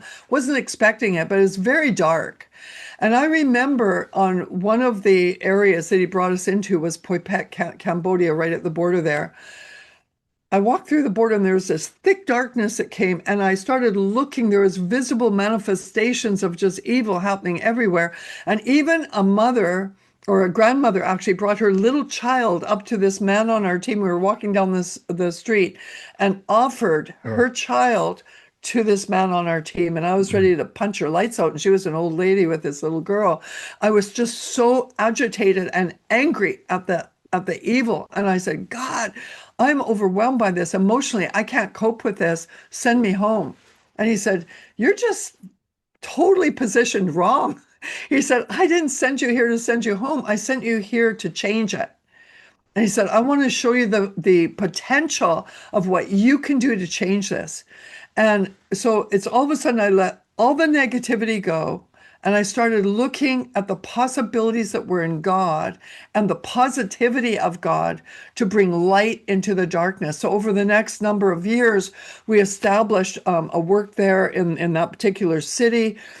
We had it spread. We saw nations develop all kinds of anti-trafficking policies that they never had before. We got work for the poor so they didn't have to sell their children. We brought awareness into the villages and stopped it on many different levels, built safe houses, cared for children, all that stuff, because we can. We can change it. We don't have to sit there and talk about how awful it is. We can change it, knowing what our God can do, because we have covenant promise, and also having a positive outlook on something that looks terribly negative. And so much has changed in that realm. And the battle's not over yet, but I choose to look at all the good things that have happened and that we're on our way to a great turnaround. And we've read the end of the book. The end of the book is we've already won. We just get to celebrate at the end of it. And so we get to journey with God along the way. So I am excited about 2026. I believe that there is this clarion call going out by the Spirit. The trumpets are blowing and saying, "Come on, church. This is your finest hour. Come together in covenant with me. Know the blessings that I have on the table. There is a feast for you in the presence of enemies that you can feast on and move forward in to see the positivity of the glory of God come." And that's Isaiah 60. Arise and shine, your light has come. The glory of the Lord has risen upon you. Darkness will cover the earth, gross darkness the people, but the Lord, his glory will manifest upon his church.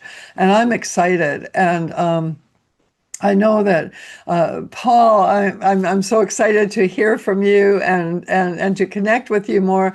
And Ed, the things that you've already shared are just so positive. They're so exciting, and that's because we serve this great God. We can't fail, you know, and we are partnering with the creator of the whole universe. Yeah. I mean, he is our father. So I'm excited.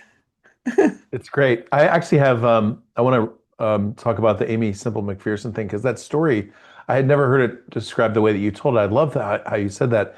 It gave me some kind of insight into the way that she thinks. But I want to ask you in a moment, I just want to ask you a follow-on question or two. I want to ask you about if you're hearing anything from God regarding the election or the government or national stuff. But before I do that, I spoke this year, I think it was like September, up at Angelus Temple.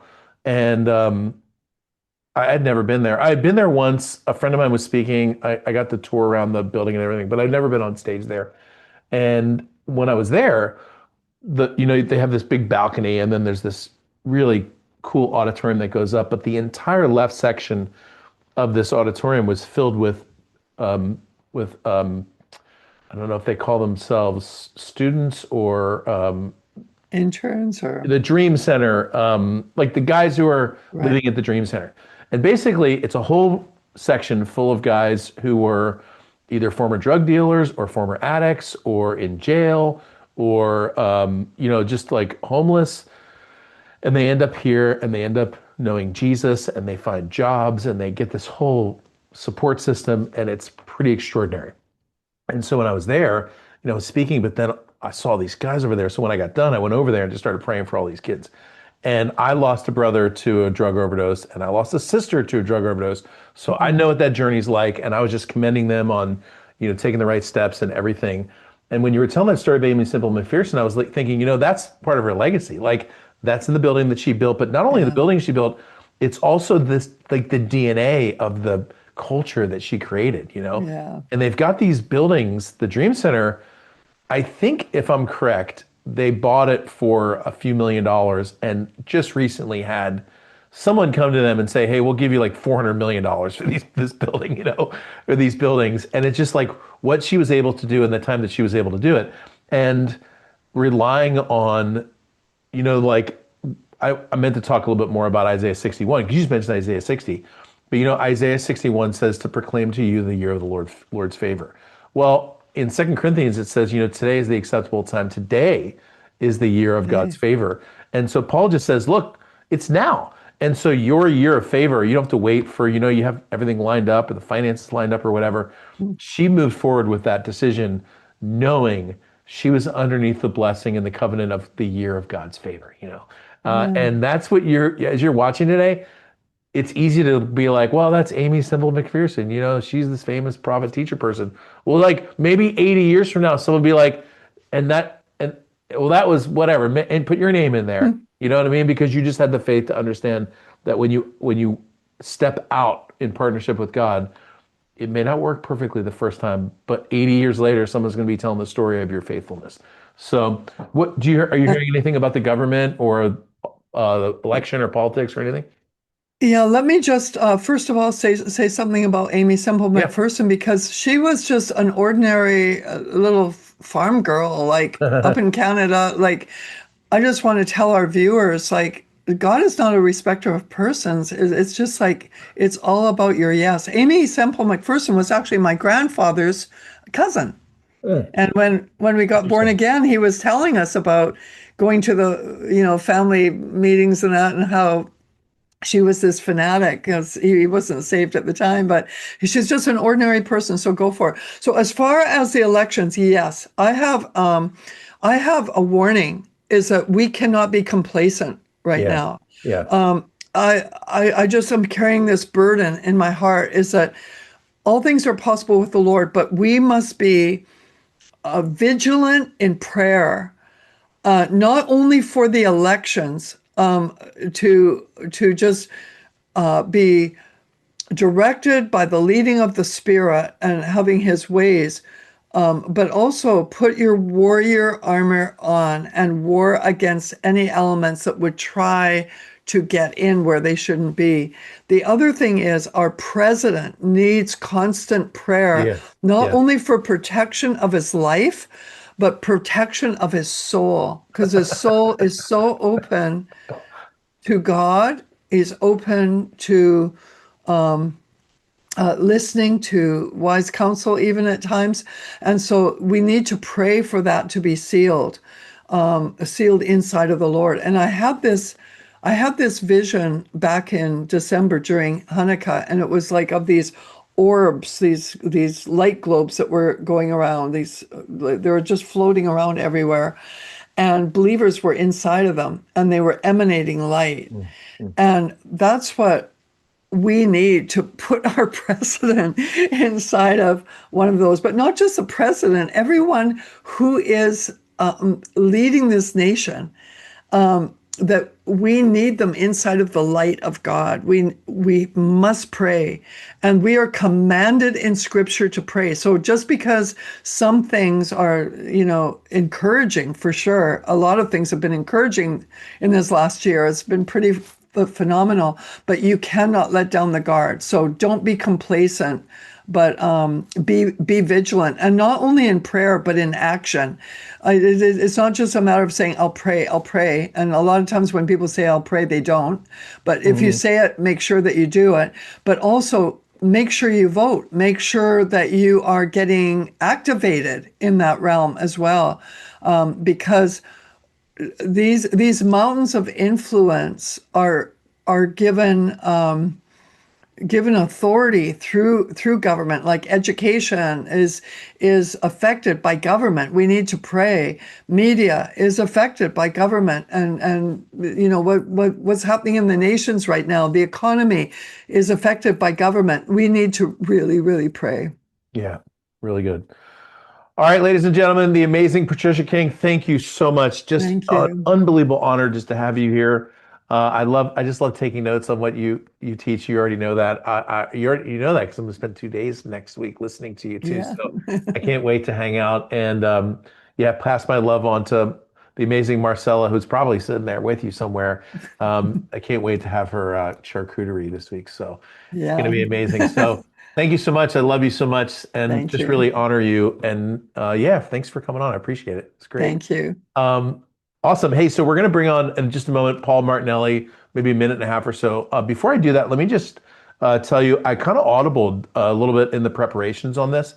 If you remember, there's three things. You were writing it in chat, so I appreciate that. Number one was training yourself to receive or creating wells that God can receive in. Number two is acquisition of wisdom. Remember, in the Proverbs 4, it says, "In all you're getting, get wisdom." And so, in all you're getting, get wisdom, get insight, and that becomes the key to the other two things, which is receiving, but then also investing or acquiring. This is so important that we actually have a God Talks exercise that's back behind a paywall in our membership, but I'm actually going to play it in probably 20 minutes or so. And so it's a little over a 20-minute exercise. It's very typical for our other God Talks exercise. There's a little bit of breathing, a little bit of journaling. And if you're interested, you're more than welcome if you got some place to go or whatever. But I'm going to play that right here on the live stream. And if you have a journal and you're willing to just kind of turn everything off for a little bit, the exercise is called Desiring Wisdom. The Proverbs, by the way, make it very clear that there's essentially one key to get wisdom, which is to desire wisdom. If you want it, you'll get it. It's very simple. It's almost ironic to me that wisdom is the opposite of being simple, but wisdom is often very simple in its application. And if you want wisdom, you can get it.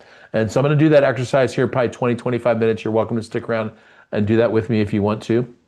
And just a reminder, tomorrow we start the God Talks book club. So if my team can put that link, it's godtalksteam.com. We have literally like almost 3,000 people registered for that book club. It's going to be an amazing time. We're going to go deep and you're going to hear from God and it's going to change your life because it always does. It's going to be amazing. And Paul, who I'm going to introduce in just a moment, is actually my co-host on this. It was an initiative that he brought to me and we started working on together. And I was like, man, I mean, like, one of those, like, I wish I had thought of that kind of things. It was like, I wish I had thought of that kind of thing. But a little backstory on Paul Martinelli. I was speaking at an event in Midland, Texas. I don't know if you've ever been to Midland, Texas before, but I was in Midland, Texas, and the dust was blowing in the air, and we had this big event, 300, 400, 500 people in this thing in Texas. A good friend of both of ours named Dan Nicholas Nichols was doing this big event. We both kind of descended on there. I had never met Paul. Paul had never met me. We'd known each other by reputation and background. I'd heard about Paul for years, work that he did with John Maxwell and with Bob Proctor and with Dr. Daniel Ammon, and certainly the teaching that he had done on his own on leadership and entrepreneurship. But in all the kind of connections, we had never crossed paths. But we did cross paths in Midland. Immediately started a conversation, frankly, immediately started a friendship. And literally the next day of the event, we were in a side room talking about working together on our God Talk certified coach program. If you're familiar with that, we have almost 300 certified coaches who are trained in the God Talks process, who go out and actually make money as coaches, receiving new coaching members to help them hear from God and to help them improve their life from hearing from God. Well, Paul was instrumental in building John Maxwell's certification program. And so it was a natural fit. We immediately hit it off and we've been kind of hanging out ever since then. So coming into today's show, I was like, man, who better to introduce you to you than to Paul? And I love listening to Paul. So I've heard a lot of speakers, and the truth is, like, when I go to events, I don't really listen to many, if any. But certainly the person you just heard, Patricia King, it's like E.F. Hutton in my life. When she speaks, I listen. And when I went to this event, I was literally sitting there waiting on every word that Paul was teaching too. It was just awesome just to hear his depth of wisdom and understanding. So, Paul Martinelli, how are you, man? Welcome to the show. Man, I'm humbled. That's how I am. Man, Patricia King, I had no idea. I had never heard of you before until Ed mentioned that you were going to be on here. And Ed kind of acknowledges me as a friend, and I don't know that friends have people follow Patricia. Ed, what kind of friend are you? Yeah, it's interesting. It's interesting. I'm interrupting you, but I'll pitch it back to you in a second. Earlier, I talked about this merging. It was like up until about the 1920s, the personal development was the church. Like if you were in personal development, you were in the church, and that separated. And it was like it went out, and now it's all coming back together again. So I think it's really perfect that you are both together, because Patricia traditionally in the ministry space, but actually in business and ministering to a lot of business people. Paul, you're primarily kind of grew up in the personal development business space, and now moving kind of into this whole ministry thing. It's really interesting to see these lines merge even in today's show. So anyway, back to you. No, it's absolutely 100%. It's amazing, and I've got pages of things that I wanted to share, and then just all kinds of just thoughts. I mean, just hit me. I think what Patricia was saying. I think the currency for 2026 is going to be association. Like who you are associated with is going to be more important than I think your bank account. I think who you're associated with is going to influence your bank account. It's going to influence your influence more than ever. You've asked Patricia about the midterms. I'll share what I've shared. I just did a predictions call on the 31st, And I predicted on that call that in the next 90 days, the Venezuelan government would fall. 3 days later, they did. So I'm glad I didn't wait. Wait, you Um, did that like the day before, uh, 2 days before. on the 31st, I called. That's a really accurate one, man. Yeah. You can't ask for anything better than that. No, that was pretty good. And I predicted within 90 days the fall of the Venezuelan government, fall of the Cuban government. Um, so Cuba's still waiting to go. Cuba's the Cuban countdown. Yep. Midterms. Um, I think who's going to win is the American people. I don't think it's going to matter. I think we are going to elect a lot of John Fettermans. I think we're going to elect a lot of just common sense people who are just like, I'm done with the fight. America's got to win. I think that's where our country's at. I think that people are no longer going to vote ideology. I think people are going to um, I think they're I think the right is going to isolate its extremists. I think the lefts are going to mute out their extremists, and I think the common sense people are going to come in and take the day. And so I don't think it really matters how many seats there are in the Senate or how many seats there are. I think that's going to be insignificant. I think that we will see in 2026 or the legislative year of 2027. You're going to see people cross aisles like never before. I think people are going to because I think accountability is coming. I think accountability is coming. If this past season was the season of exposure, what follows exposure is accountability, and I think it's coming, and I think we're going to see that the American people are going to win in the midterm election. Before I start, let me just say what I said at the top of my kind of predictions call, if I could. And I just want to share that I'm just sharing my best thinking, and that's all it is.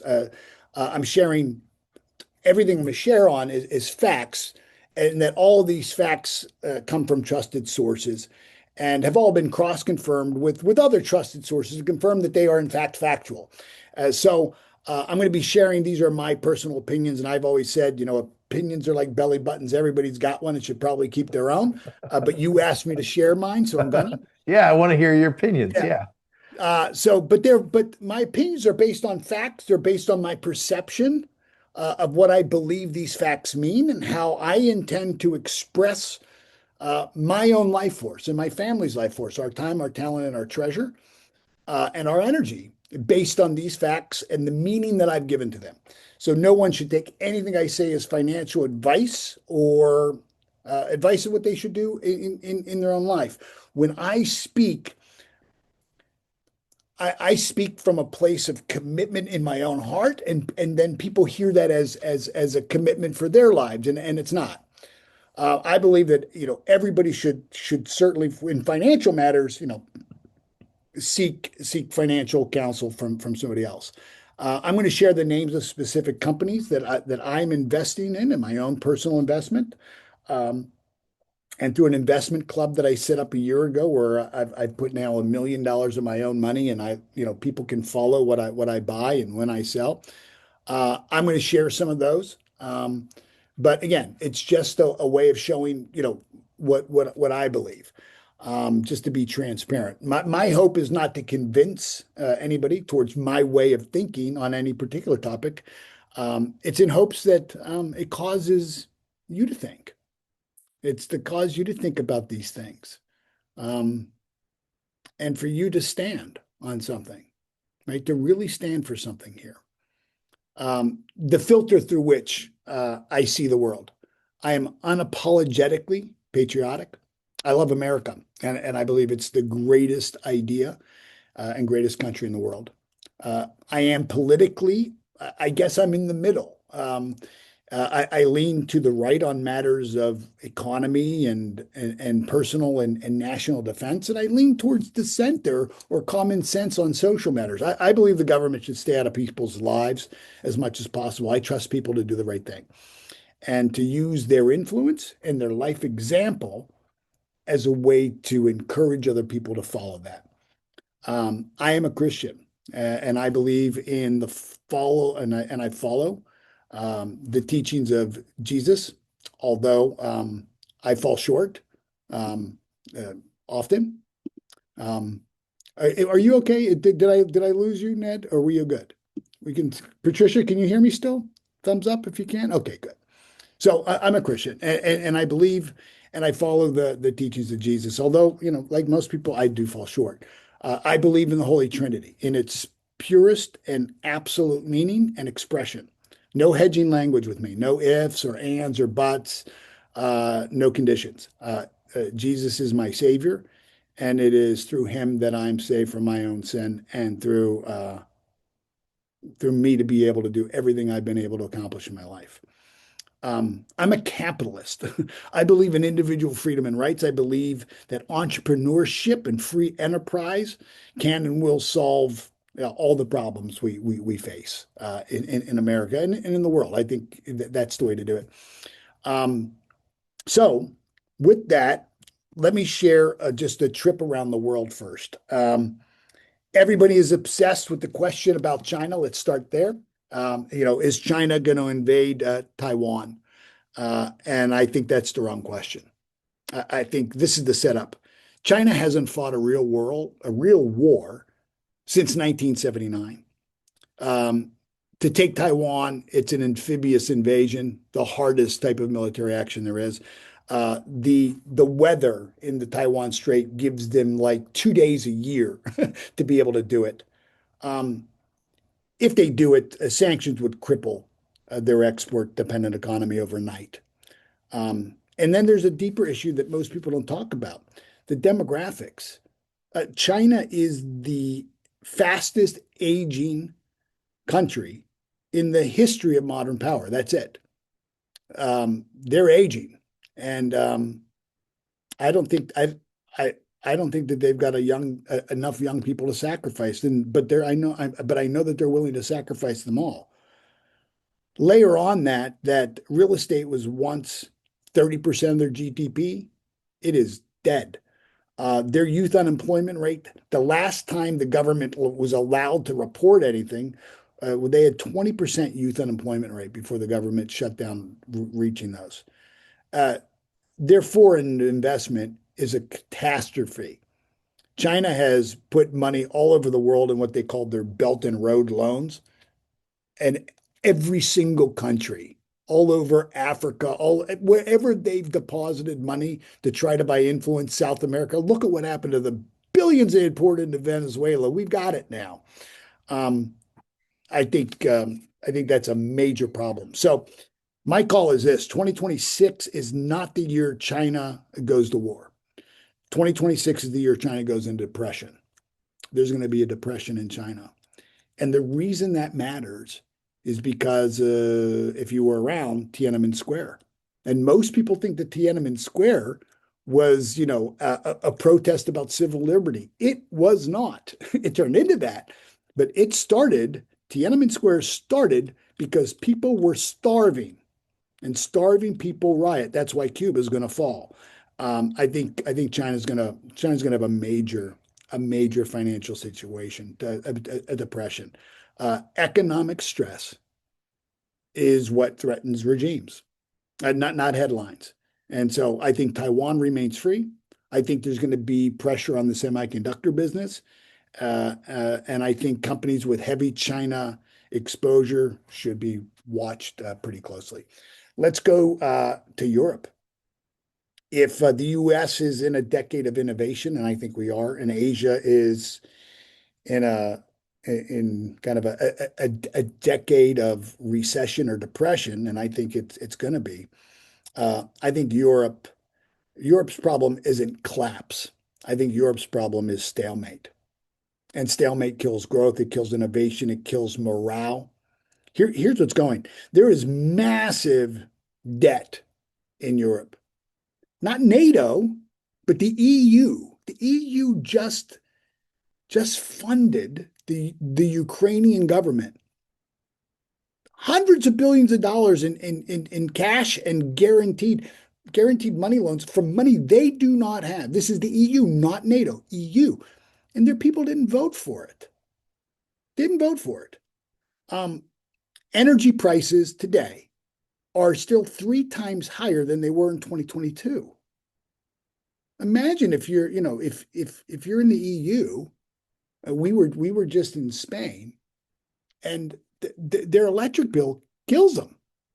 And youth unemployment in Europe is at 15%. In Southern Europe, it's at 30%. When we were in Spain, just 4 or 5 months ago, 27% youth unemployment rate.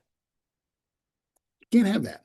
There's a housing crisis. Rents have doubled in the Netherlands, in Italy, in Spain. It's just with the mass immigration policies that they've had, it's also a loss of identity. There's a huge identity crisis, and there is a culture war. Outside of our hotel, when we went to London last year, when we walked out to Trafalgar Square, you couldn't walk 20 feet without somebody trying to convert you to Islam, without them handing out, in English, the Muslim books, the Quran, all the pamphlets. I mean, they would put Jehovah Witnesses to shame in terms of their aggressiveness and zest for recruitment. All the lights all through London were all for the Islamic setup of Ramadan. It is, we just saw Paris just canceled New Year's Eve celebrations because they couldn't guarantee the safety of its people. That's not symbolic, that's systemic. And that's unsustainable. And I think it's going to be a really big challenge. When we were in Paris, we were also in Paris last year. In Paris and in London, in both of those cities, our hotel staff gave us hotels of the city with places that we should not, they were no-go zones under Islamic control. Taxi drivers wouldn't even take us. The guy was like, I'm sorry, but to get you to where you got to go, it's going to be an extra half an hour. And I'm not trying to just rip you off on the thing. We can't go through the neighborhood. Can't go through the neighborhood. I think 2026 brings a sharp political turn to the right. And I don't think countries will leave the EU. They can't. Boy, did England get out right? They look back at that, and are they grateful that they left and they left? But Italy wants nothing to do with it. Italy wants nothing to do with it. Spain wants nothing to do with it. I think the French want nothing to do with it. And I think what's going to happen is now this is not NATO, this is the EU. I think they're going to just stop paying. I don't think they're going to fund all this money that they're talking about funding for Ukraine. They've got, for the first time, they are paying for their own defense, and they've got so much to pay and so much catch up. It's a real mess in Europe. And I don't think anybody's really talking about it in our media, and in their media and in their political circles. It is a land of ostriches, man. Everybody's head is buried in the sand. They have gone so far. They went so far left and liberal, like our leadership did during the Biden administration, and opening up to just illegal immigration, unvetted illegal immigration. And you just can't do that. A country without borders is going to face consequences, and they're facing it really big right now in Europe. So I think it's going to be a time of rearmament. They're going to have to figure something out because the German economy was booming because of cheap oil out of Russia. That's done, and it's not. That is not cyclical. That's structural change. It's like, we're not going back to the horse and buggy. We're not going back to fax machines. Those are structural changes. And, They're lean left on the environmental issues where they've got, windmills and solar farms and all kinds of stuff that just don't work. They just don't work. And they had such poor leadership that they didn't have any redundancies, no backup plan. They are on their heels. And if they're lucky, they'll be at the mercy of leadership from the United States if they're lucky. And if not, they may be at the mercy of leadership of other pretty bad regimes. And I think 2026 is the big alarm clock for Europe. I think they're going to wake up, and I think their people are gonna wake up, and I think there's going to be a big shift. I pray for that. I really do. Let me give you some rapid fire, just some stocks. I don't want to take up too much time. Bitcoin, I'm a bull. 90 days, I think we're back up to all-time highs. I think you'll see Bitcoin 150 this year for sure. I think certainly I think the all-time high so far is 126, something like that. It's sitting around 90, 91 today. I think it goes back to its all-time high within the next 90 days. There's a cryptocurrency called TAO, T-A-O. I think that's one to watch. Um, Amazon is my top pick for the year. Amazon is my number one top stock. I don't know what it is. It's like every 5 or 6 years, Amazon just flexes its muscles and just like, you know, tells the accountants, okay, go ahead and show some profit. And they just flood. And it's like, oh my goodness, people don't realize uh, the powerhouse that Amazon is, robotics, logistics, um, their their AI, quantum, and robotic triad this past year has reduced cost per order by 25%. Most analysts can easily say 25% per 25% per order. Now that's either going directly to the bottom line or it's going back into research and development into other moonshot things to expand it. Most times what Amazon does is it doesn't go to the bottom line. It doesn't go back to a stock buyback. Most times what Amazon does is it puts it right back in the business. It reinvests itself. But every once in a while, Bezos and the guys say, you know what, we better show who we are. And they were the worst performing of the Mag 7 in last year. And I think that we're going to see uh, I think we're going to see them just flex and show it. I think Google goes from a search agency to a intelligence utility. I think AI is creating intelligence as a utility, and I think Google is going to be the toll booth that we all pay every time we use it.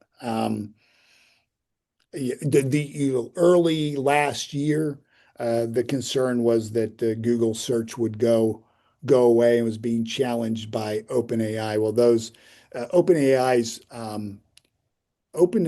use has dropped 30% in the last quarter, Yeah. and it's all gone to Gemini. Yeah. I think Google's it. You mentioned it. I think financial markets are completely. Another one of my top stocks that I recommended was Figure Technologies, and I recommended that on the 31st. And since then, it's gone up 45% in a week. I'm still a bull on that one. FIGR, another one. If you're at all interested in what's happening, and Ed talked about it spot on about how the SWIFT settlement system is going to go away. A company called SoFi, SOFI. Net income up 132% year over year. It's an all-in-one financial platform, and I think they're either going to just crush it individually or somebody is going to come in and buy them for just a ridiculous amount of money. But ridiculous in terms of, everybody thought Google was nuts when they paid what, $1 billion for YouTube. Remember that? Yeah. The people thought Google had lost their mind. Quantum computing, I don't think most people understand what quantum computing is. I certainly didn't, and I spent some time. I'll give you an analogy that I shared. Do I have a minute, Ed? Yeah. Okay. Normal computers, they read bits of information, zeros and ones, right? It's like switches, either on or off, right? O is off, one is on. And so normal computers process by reading sequential data. Quantum computing operates off qubits. So you have zeros and ones, or they could be 0 and 1 at the same time. It's like if you flipped a quarter, it would either be heads or it would be tails. Quantum computing looks at the quarter when it's spinning. So it's both heads and tails, or heads are at the same time. It's as though if you were to go through a maze the way a normal computer would process, it just as a metaphor, is it would go down one pathway, realize it hit a dead end, come back, go down another one, come back and go down. Now it does it, billions, they're processing billions of bits, in seconds. So very fast. But they're locked into a sequential model.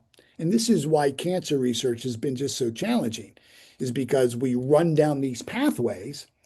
And after we've spent so much time and money, we find out, when we get into clinical trials, it fails the test. And so now we have to back out of that pathway and we have to go down another way. Quantum computing allows you to be above the maze and allows you to be 100% evenly present in all places at all times. It's processing information based on physics in the quantum world. And so instead of going down one path, it goes down all pathways and has the ability to interfere with the pathways that don't work and cancel those out and infer the pathways that will, and then highlight those. I don't know who's going to win, but I do think a company called D-Wave, symbol QBTS, will have a seat at the table. And I think the only way you can invest in something like this is you find the top companies and you buy all of them individually for whatever amount of money you can share. If you buy on, I've never used Kraken, but if you buy on like Robinhood, which I haven't used, but I understand on Robinhood, you can buy fractional shares because some of these stocks get expensive. Quantum QBTS isn't. I don't know who's going to be a winner, but I think quantum computing is going to change the world, and I think we're going to see cures for cancer much sooner than we're thinking. A moonshot, just a moonshot. Everything is energy. Everything in the universe is energy. We are just a massive energy. That's what we are, right? We're a massive energy. When I talk about our physical bodies, it's energy. We're spiritual beings gifted with an intellect, living in this physical body that, it's an energy suit.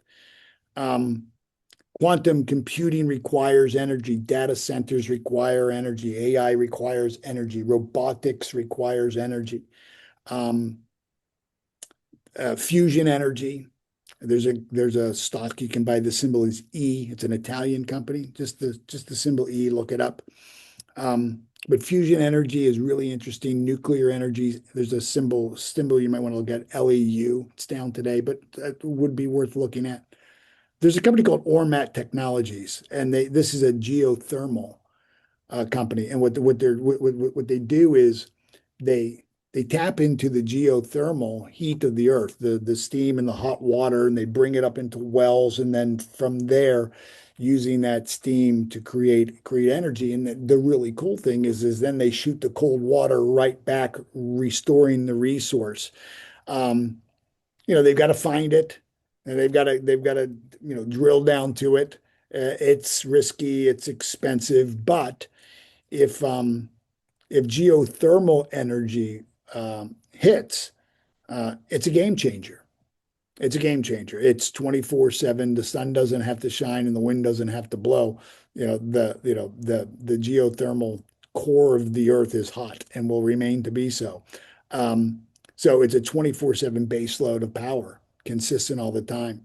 And once you find it, you find it. And then if you can replenish it, and it's fairly clean energy.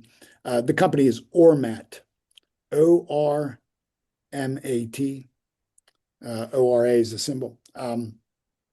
I think AI, robotics, data centers, quantum change everything. I think China goes into a depression. I think Europe wakes up, swings right, and probably overcorrects. That's the way these things work, probably overcorrects. I think the United States leads the world in intervention. I think I think law and order is coming to South America. I think, look, I think law and order is coming to the world. I think 2026 is going to be the year of reckoning for the bad guys. I think if you're a bad guy, I think if you're a bad guy, 2026 is going to be a bad year for you. It's looking that way for the Ayatollah. It's Oh looking yeah. that way for the Ayatollah. Um, I wouldn't want to be the Ayatollah. I wouldn't want to be the president of Colombia. I wouldn't want to be, a leader in North Korea. I wouldn't want to be a leader in Cuba.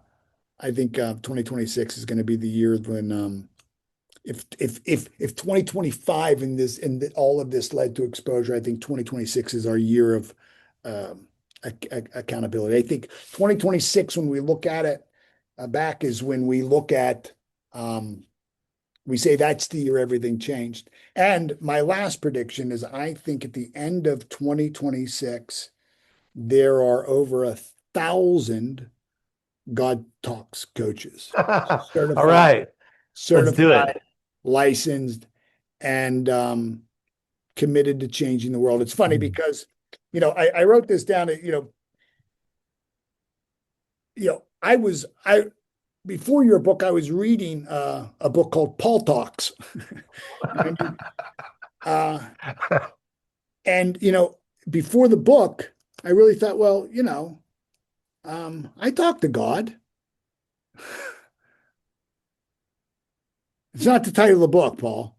The title of the book isn't about talking about it. It's about if God's talking, the title of the book is really saying, then listen. It's about having a conversation. And this book really woke me up, man. When I left Midland, Texas, we had a 5-hour drive we were driving back to Dallas, and we chose to drive. My wife and I we just wanted some windshield time. You know what I mean? We just wanted to, I thought we were going to, jam out to Elton John and, Ambrosia and some great music.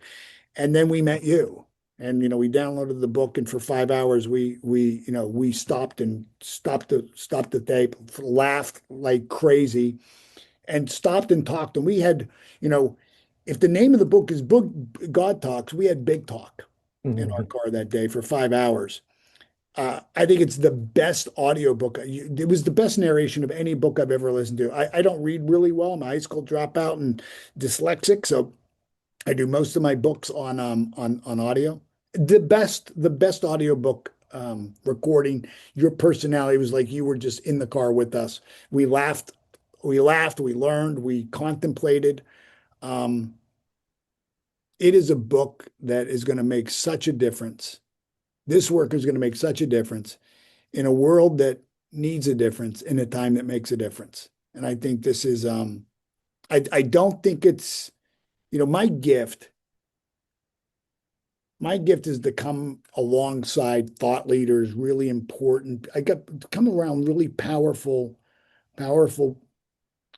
people who have a message. Like God sent me to John Maxwell 10 years ago. John had already sold his company. John was on a white horse and riding out. And I said, John, if you know what I could do for you, you'd buy it back. And he did. To his credit, he bought it back. 10 years later, he had 45,000 coaches. He had 45,000 coaches. I don't think it's an accident. Well, first off, look, nobody's in Midland, Texas, unless they meant to be there, right? I mean, you don't make a wrong turn, or maybe you do, but it's not an accident that you and I met. Not an accident that the guy who is the number one guy in the world at building community for coaches and certification programs. There's nobody who's built nobody who's created certification training programs and had more coaches, speakers and trainers and coaches certified in the world, in the history than me. I mean, with John, it was 45,000 alone in 162 countries. And then I did it with Dr. Daniel Amen, Joseph McClendon, Dr. Robert Cialdini, Bob Proctor, Mary Morrissey, Bob Burke, Brian Tracy. I've done it for a lot of people and worked with a lot of people. It's no accident that I meet you, Mm. a guy who has, I think, the most important message for people right now. That's saying, hey, look, God is speaking, man. Listen, listen. And what I love about this is not religious, right? I mean, if I think, this is cookies on the bottom shelf for people. I think you are, and this book is an awakener. I know it's awakened something in me. I know that this was missing in my life. Mentorship from guys like you, teachings from guys like you and women like Patricia, people. I just turned 60 7 days ago. And so I'm in a more contemplative place anyways, right? I'm much more aware of my ability to slip and fall. I'm nervous about getting hurt going to the bathroom and falling in the shower. Yeah, those are on my mind too. But also, you know, eternity's on my mind. And I've got a 10-year-old and an 8-year-old. And man, when listening to your book, I was just convicted about what am I doing? Like, am I really securing their their eternal place? Am I really like I'm focused on their education? I mean, I was so focused on, the physical world. I really didn't have my eye on the ball. We would say a prayer at dinner, right? But I wasn't the model that they needed. And this book really woke me up, man. And I am so grateful to you. If nothing else comes from this, you saved me from making one of the greatest mistakes in the world. And Uh, that is, having influence over two young men and blowing it, mm. and missing it. So I'm forever grateful for you. I'm so excited to work with you and all the coaches you already have. And man, the 1,000 that are going to come this year that we don't even know, but God knows, and He's got them lined up. And tomorrow morning, man, I don't know what anybody else is doing, but tomorrow morning and every Saturday thereafter, you're going to be teaching this modality, right? This proprietary model for really connecting to God Yeah. and knowing that right? Knowing that you know. And I'm so excited for it. I'm so excited for the people who haven't yet met you. Um, you and your team have been who luck, right? You're my who luck. We have all kinds of luck, and you have been who luck for me and my family, and I'm so Oh grateful. man. Oh man. Mutual. Thank That's awesome, Paul. I'm just going to react to a couple of things that you said because the geopolitics stuff was brilliant. Thank you for what you said there at the end. I feel equally blessed to have been connected. I think what I'd like to do is I'm just going to talk for a minute, kind of pitch it back to you real quick, Paul, and then Patricia, since you're still here, and Paul, I'll just I'll do a quick last thoughts, and then I'll ask each of you kind of for a wrap up. And then for those of you who are watching, I'm just going to play a video that has desiring wisdom, and we're going to do a God talk exercise together. And I'm going to do it with you, okay? I normally when I play the videos, I normally get some things done that need to get done after a couple hours online. I'm going to sit here with my journal and do it with you because I feel like starting the year asking for God's wisdom is going to be the most important thing. But I want to hit the geopolitics stuff first and then kind of respond to some of the things you said afterwards. By the way, Paul, there were some people asking in chat how to get certified as a God Talks coach. And so you. I think it would be fine if my team put the link, I think it's just Sure. godtalks.com/cert. But let me just tell you, if you are a God Talk certified coach, we got a whole new support system coming for you. I'm talking about like daily trainings you can avail yourself to if you want to. And if you're thinking about being a God Talk certified coach, now January 2026 is the best time to sign up. I mean, you're gonna get it all. So I think that's the website, right? godtalks.com/certification. It's right in the chat. So first of all, the geopolitics thing is fascinating. So if you understand geography and history, you could probably get about 80% of the predictions right, macro. And maybe 50% of the small and micro ones. What you heard from Paul were very detailed predictions, and some of them have already come true, which I think is already fascinating. If you understand our American approach to the world, you can understand what's happening in the world. So without the long history lesson, basically in the mid 1940s, there was a meeting in New Hampshire at Bretton Woods where the United States basically said, hey, we'll be the world's police force. We're going to grow this gigantic Navy. Don't worry about it. We got you covered.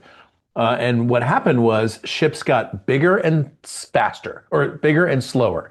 So you used to have a really fast ship because pirates would steal all your stuff, and you used to have a lot of guns.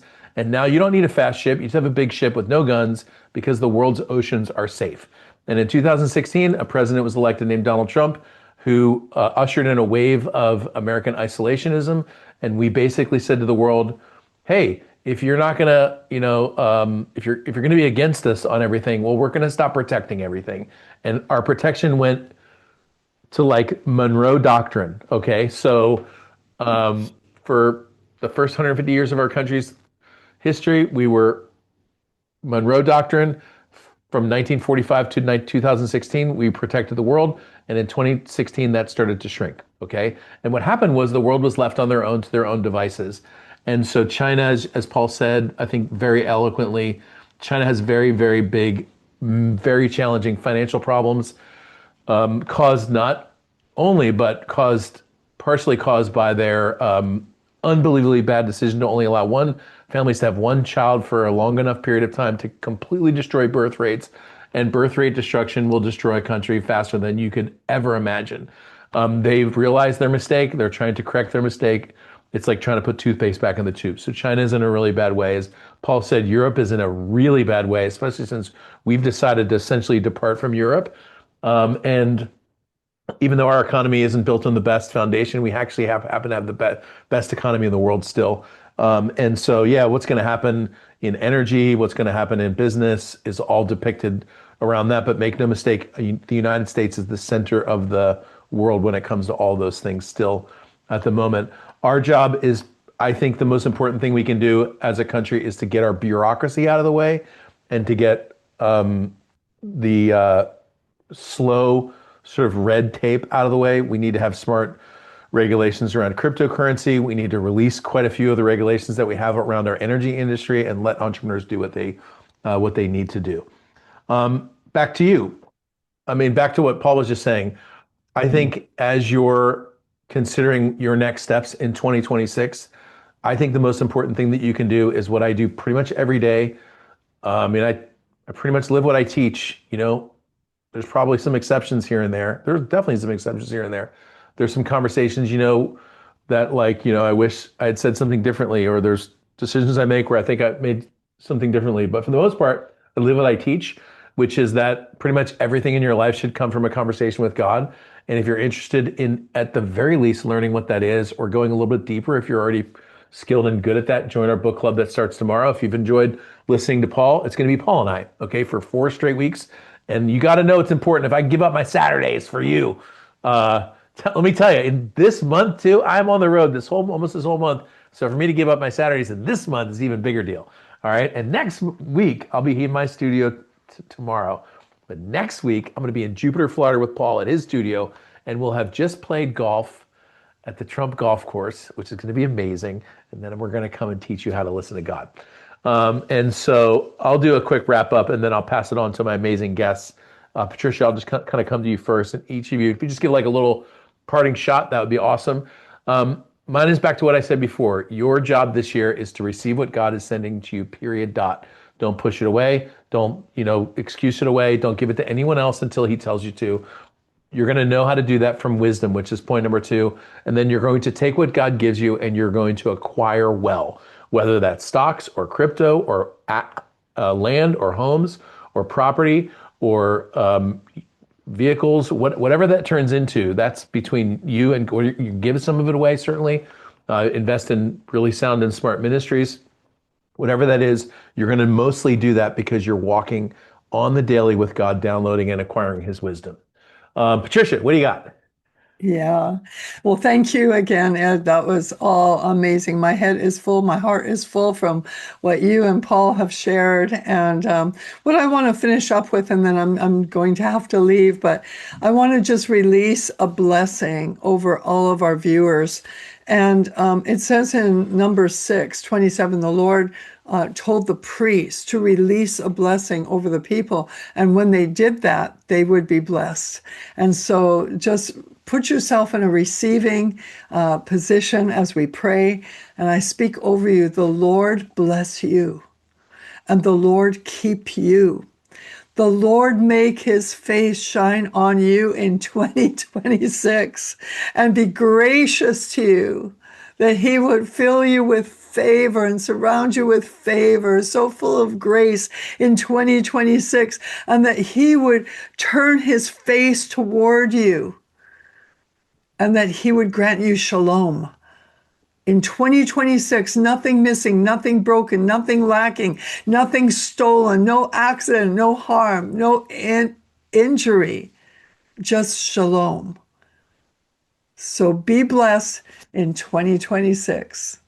Thank you. Amen. Thank you so much. Wow. Awesome. Paul, over to you. Parting shots. Yeah, so let me just say this.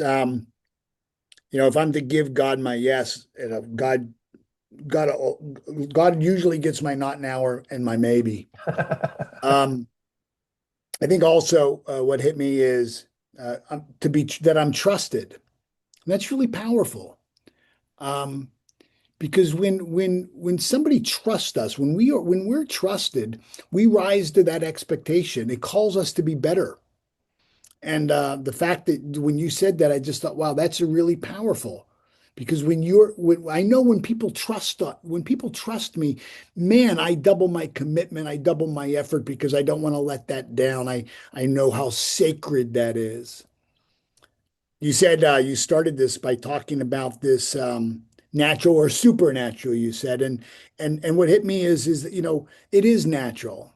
It is our natural state. We are naturally designed to hear from God. But natural isn't always normal. It's not normal for most people. It's not the normal condition.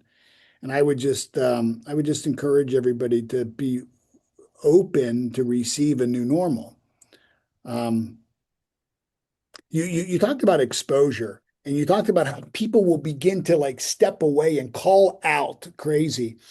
And I just want to man, have you seen what Bill Maher, Yeah. Bill Maher is Yeah. going to vote Republican. Watching over the last year, I've said a few things on Twitter too about it. Watching his red pill conversion has been fascinating. Wow. Like really mind blowing, actually. Really, when you said that, I thought, wow, he's 100% right. Wow. You're 100% right. Man, thank you so much for honoring me by, allowing me to be here and honoring me to position me. I started by saying I think association is the new currency. And if it's the new currency, then it's the new money. And if it's the new money, you've just given me association with you, and your community. And I am so honored that you would do that. So thank you very much. And thank you for trusting me. And because of that trust, I'm more committed than I ever Yeah. was. I want to step into it. And I don't want to let you down. I don't want to let your team down. And I am so excited for 2026, my friend. Thank you. Well, I already know you're not going to let me down because you can be trusted. See, so it's going to be awesome, man. I can't wait. By the way, Paul and I will be getting back together again. What is it? 21 and a half hours from now or whatever. Yeah. If I did the math pretty right. So. 10 o'clock Pacific time, 1 o'clock Eastern. Just so you know, it's going to be a God Talks book study. We're going to go deep into that message. And join us. The link's in chat. It's godtalksteam.com. The structure is we're going to teach for maybe 45 minutes or so, do a little Q&A, and then we're going to do an exercise. So each of the meetings, you're actually going to do an exercise like we're just about to do. And I'll just tell you, like most people can't watch Zoom and not get distracted with their phone or Instagram or TikTok or their browser or whatever. But I'm going to encourage you right now to shut everything off, because in about 2 minutes, we're going to jump right into an exercise. And like I said, I'm going to get my journal and I'm going to sit here and do it with you. It's called Desiring Wisdom. And it's the best way you can start 2026 is actually connecting to God's wisdom. You know, in the Bible, it says wisdom was there when God created the world. Not only is wisdom described as a thing, in Proverbs, it's actually described as a person, whether it's personification or there's actually literally like a spirit, which arguably it does say there's 7 spirits before the throne. One of them is wisdom. And so when it says, you know, when she says, I will meet you, or I will train you, or I will teach you, it sounds like it's like literally sent from God from heaven. And so when you ask for wisdom, she shows up. And that's a wonderful friend to have in this time of need. Yeah, so we're going to do an exercise called Desiring Wisdom. For you, your job is really simple. Receive everything that God has for you, acquire wisdom, and then acquire through ownership things that you can take and own and have influence over. That's your whole 2026. We've got a lot planned for you, okay? I've got other Zooms coming up. We've got an event in March, which is going to be an amazing author event. If you have any questions about that, reach out and ask my team. We have other teachings and trainings that are going to go for you. Whatever you do me a favor, just stay connected and stay plugged in. If you got here today, it means that you're on my email list. I can just promise you that we're going to take really good care of you. I will definitely try to invite you to some events. I will definitely try to invite you to invest in yourself. There's a reason for that. The people that you see on chat who've probably been the most successful are the ones who came through our program. So we believe in what we teach. I will always be very bold about that because I think they change people's lives. I know they change people's lives, but you also get a lot of teaching and content that's totally free. Like we've been on now for 2 hours and 30 minutes, and I only went up to take a break to get something to eat real quick, but we've been rocking and rolling ever since then. So I'm going to pray for you real quick. You're welcome to stay if you want to. You're welcome to go. It's totally up to you. It's a free country, and you know you're a free person. But if you want to stick around for the next 20 minutes, this exercise called Desiring Wisdom, I told you I audibled this. It is very powerful. And like I said, I'm going to sit here. I'm going to go grab my journal, and I'm going to sit here and do it with you as well. So let me pray. Thank you, Lord. We honor you. We thank you for this year. You've seen so many years, and we've seen so few. And so, Lord, you have deep, deep wisdom, deep wells of understanding. And we ask that you would give us your wisdom. We know that when we ask you, that you give it to us. I pray for the person watching on Zoom right now, listening to this, that you would bless them. Actually, I don't even know why I'm asking that, because you already are blessing them. We ask, Lord, that they would receive everything that you send their way. In Jesus' name, amen. Amen. All right, Paul, thank you, brother. I appreciate you, man. Yeah, thank you. I'm going to hang out. I'm going to shut cool. the camera, but if that all right, I'm going to just hang. Yeah, me too. And by the way, I'm not going to come back and say goodbye. So once the exercise is over, we're just going to shut it off. But may God bless you. I'm so glad that Patricia prayed that priestly blessing. May God bless you this year, and I'd love to hear your success story. Make sure you stay connected to us via email or on social media and more. All right, let's run the exercise, and we'll talk to you guys soon. Thank you. Thank you.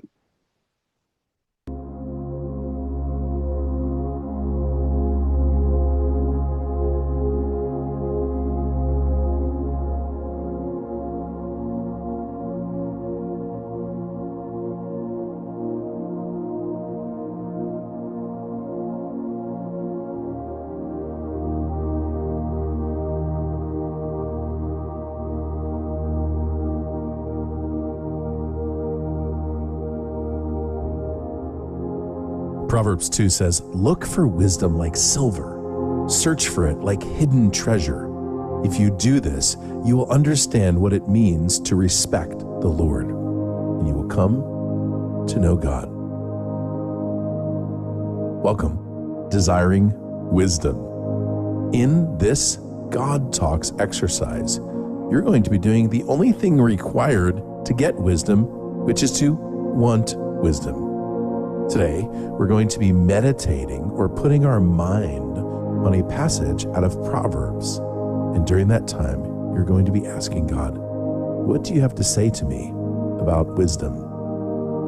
But we're going to start the way we usually start. You know, one of the easiest ways to connect with God is to slow yourself down and to move into his frequency, where his yoke is easy and his burden is light, and his voice is kind of like a still, soft voice. So, much like we usually do, you're just going to start with some breathing.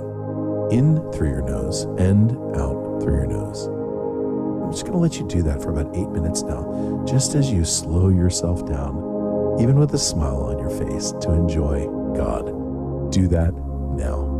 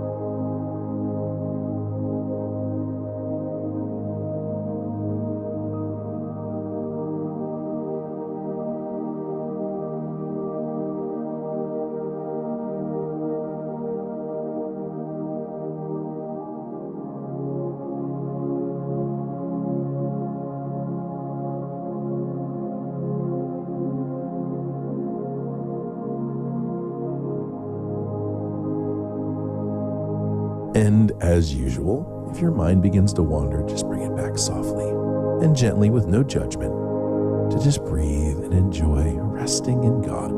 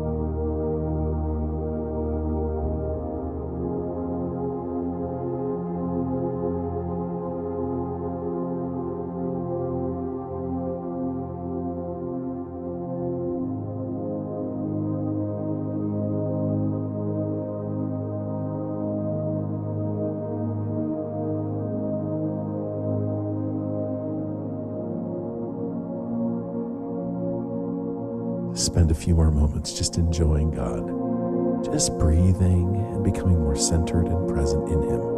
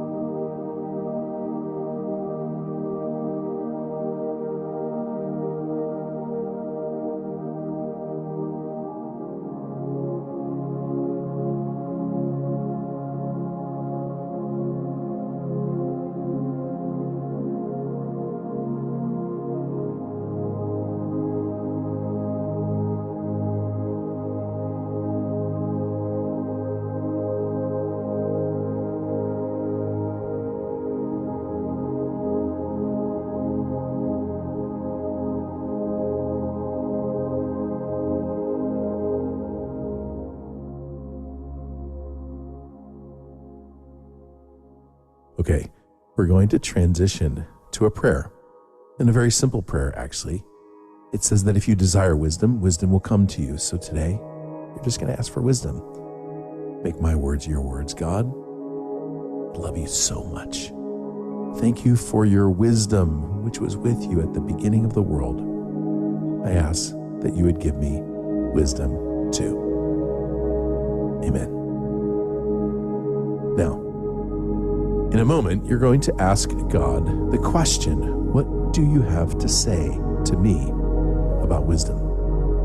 But first, we're actually going to spend some time meditating or pondering a passage out of Proverbs 8. The way this works is simple. I'm just going to read the passage. And as I read the passage, I want you to just dwell on the words. I'm going to read a part of the passage, and then I'm going to give you a few minutes to just reflect or meditate upon the words. And then I'm going to read a second part of the passage, and you can do the same thing. Now, you can reflect or meditate on the whole passage, or maybe there'll be a small part that gets highlighted to you, and you can rest, receive, or meditate on that as well. So let's go. This is out of Proverbs 8. It starts at verse 12. I, wisdom, dwell together with prudence. I possess knowledge and discretion. To fear the Lord is to hate evil. I hate pride and arrogance, evil behavior and perverse speech. Counsel and sound judgment are mine. I have insight. I have power. By me kings reign, and rulers issue decrees that are just. By me princes govern, and nobles, all who rule on earth. I love those who love me, and those who seek me find me. With me are riches and honor, enduring wealth and prosperity. My fruit is better than fine gold. What I yield surpasses choice silver. I walk in the way of righteousness along the paths of justice, bestowing a rich inheritance on those who love me and making their treasuries full. So just spend a few minutes dwelling on that passage.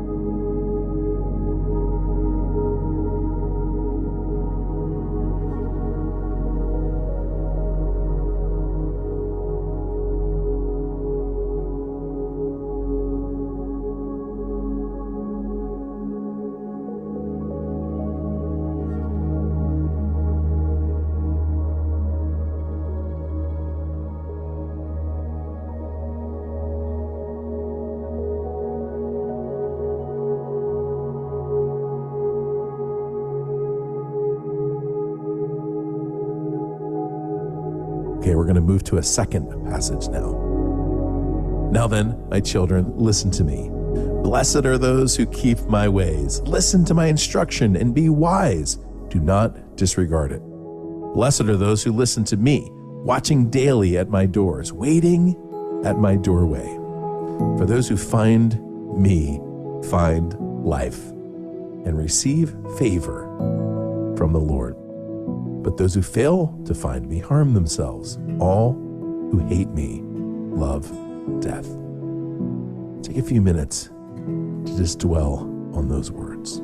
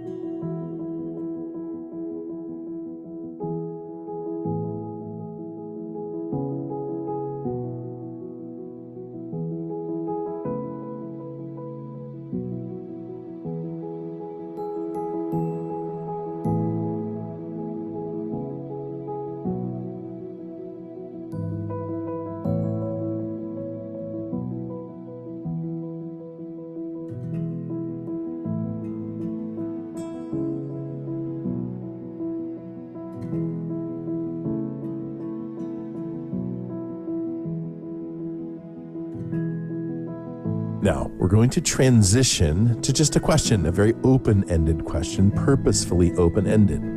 You're going to ask God, what do you have to say to me about wisdom? What do you have to say to me about wisdom? As usual, just write down whatever you see, hear, sense, or feel.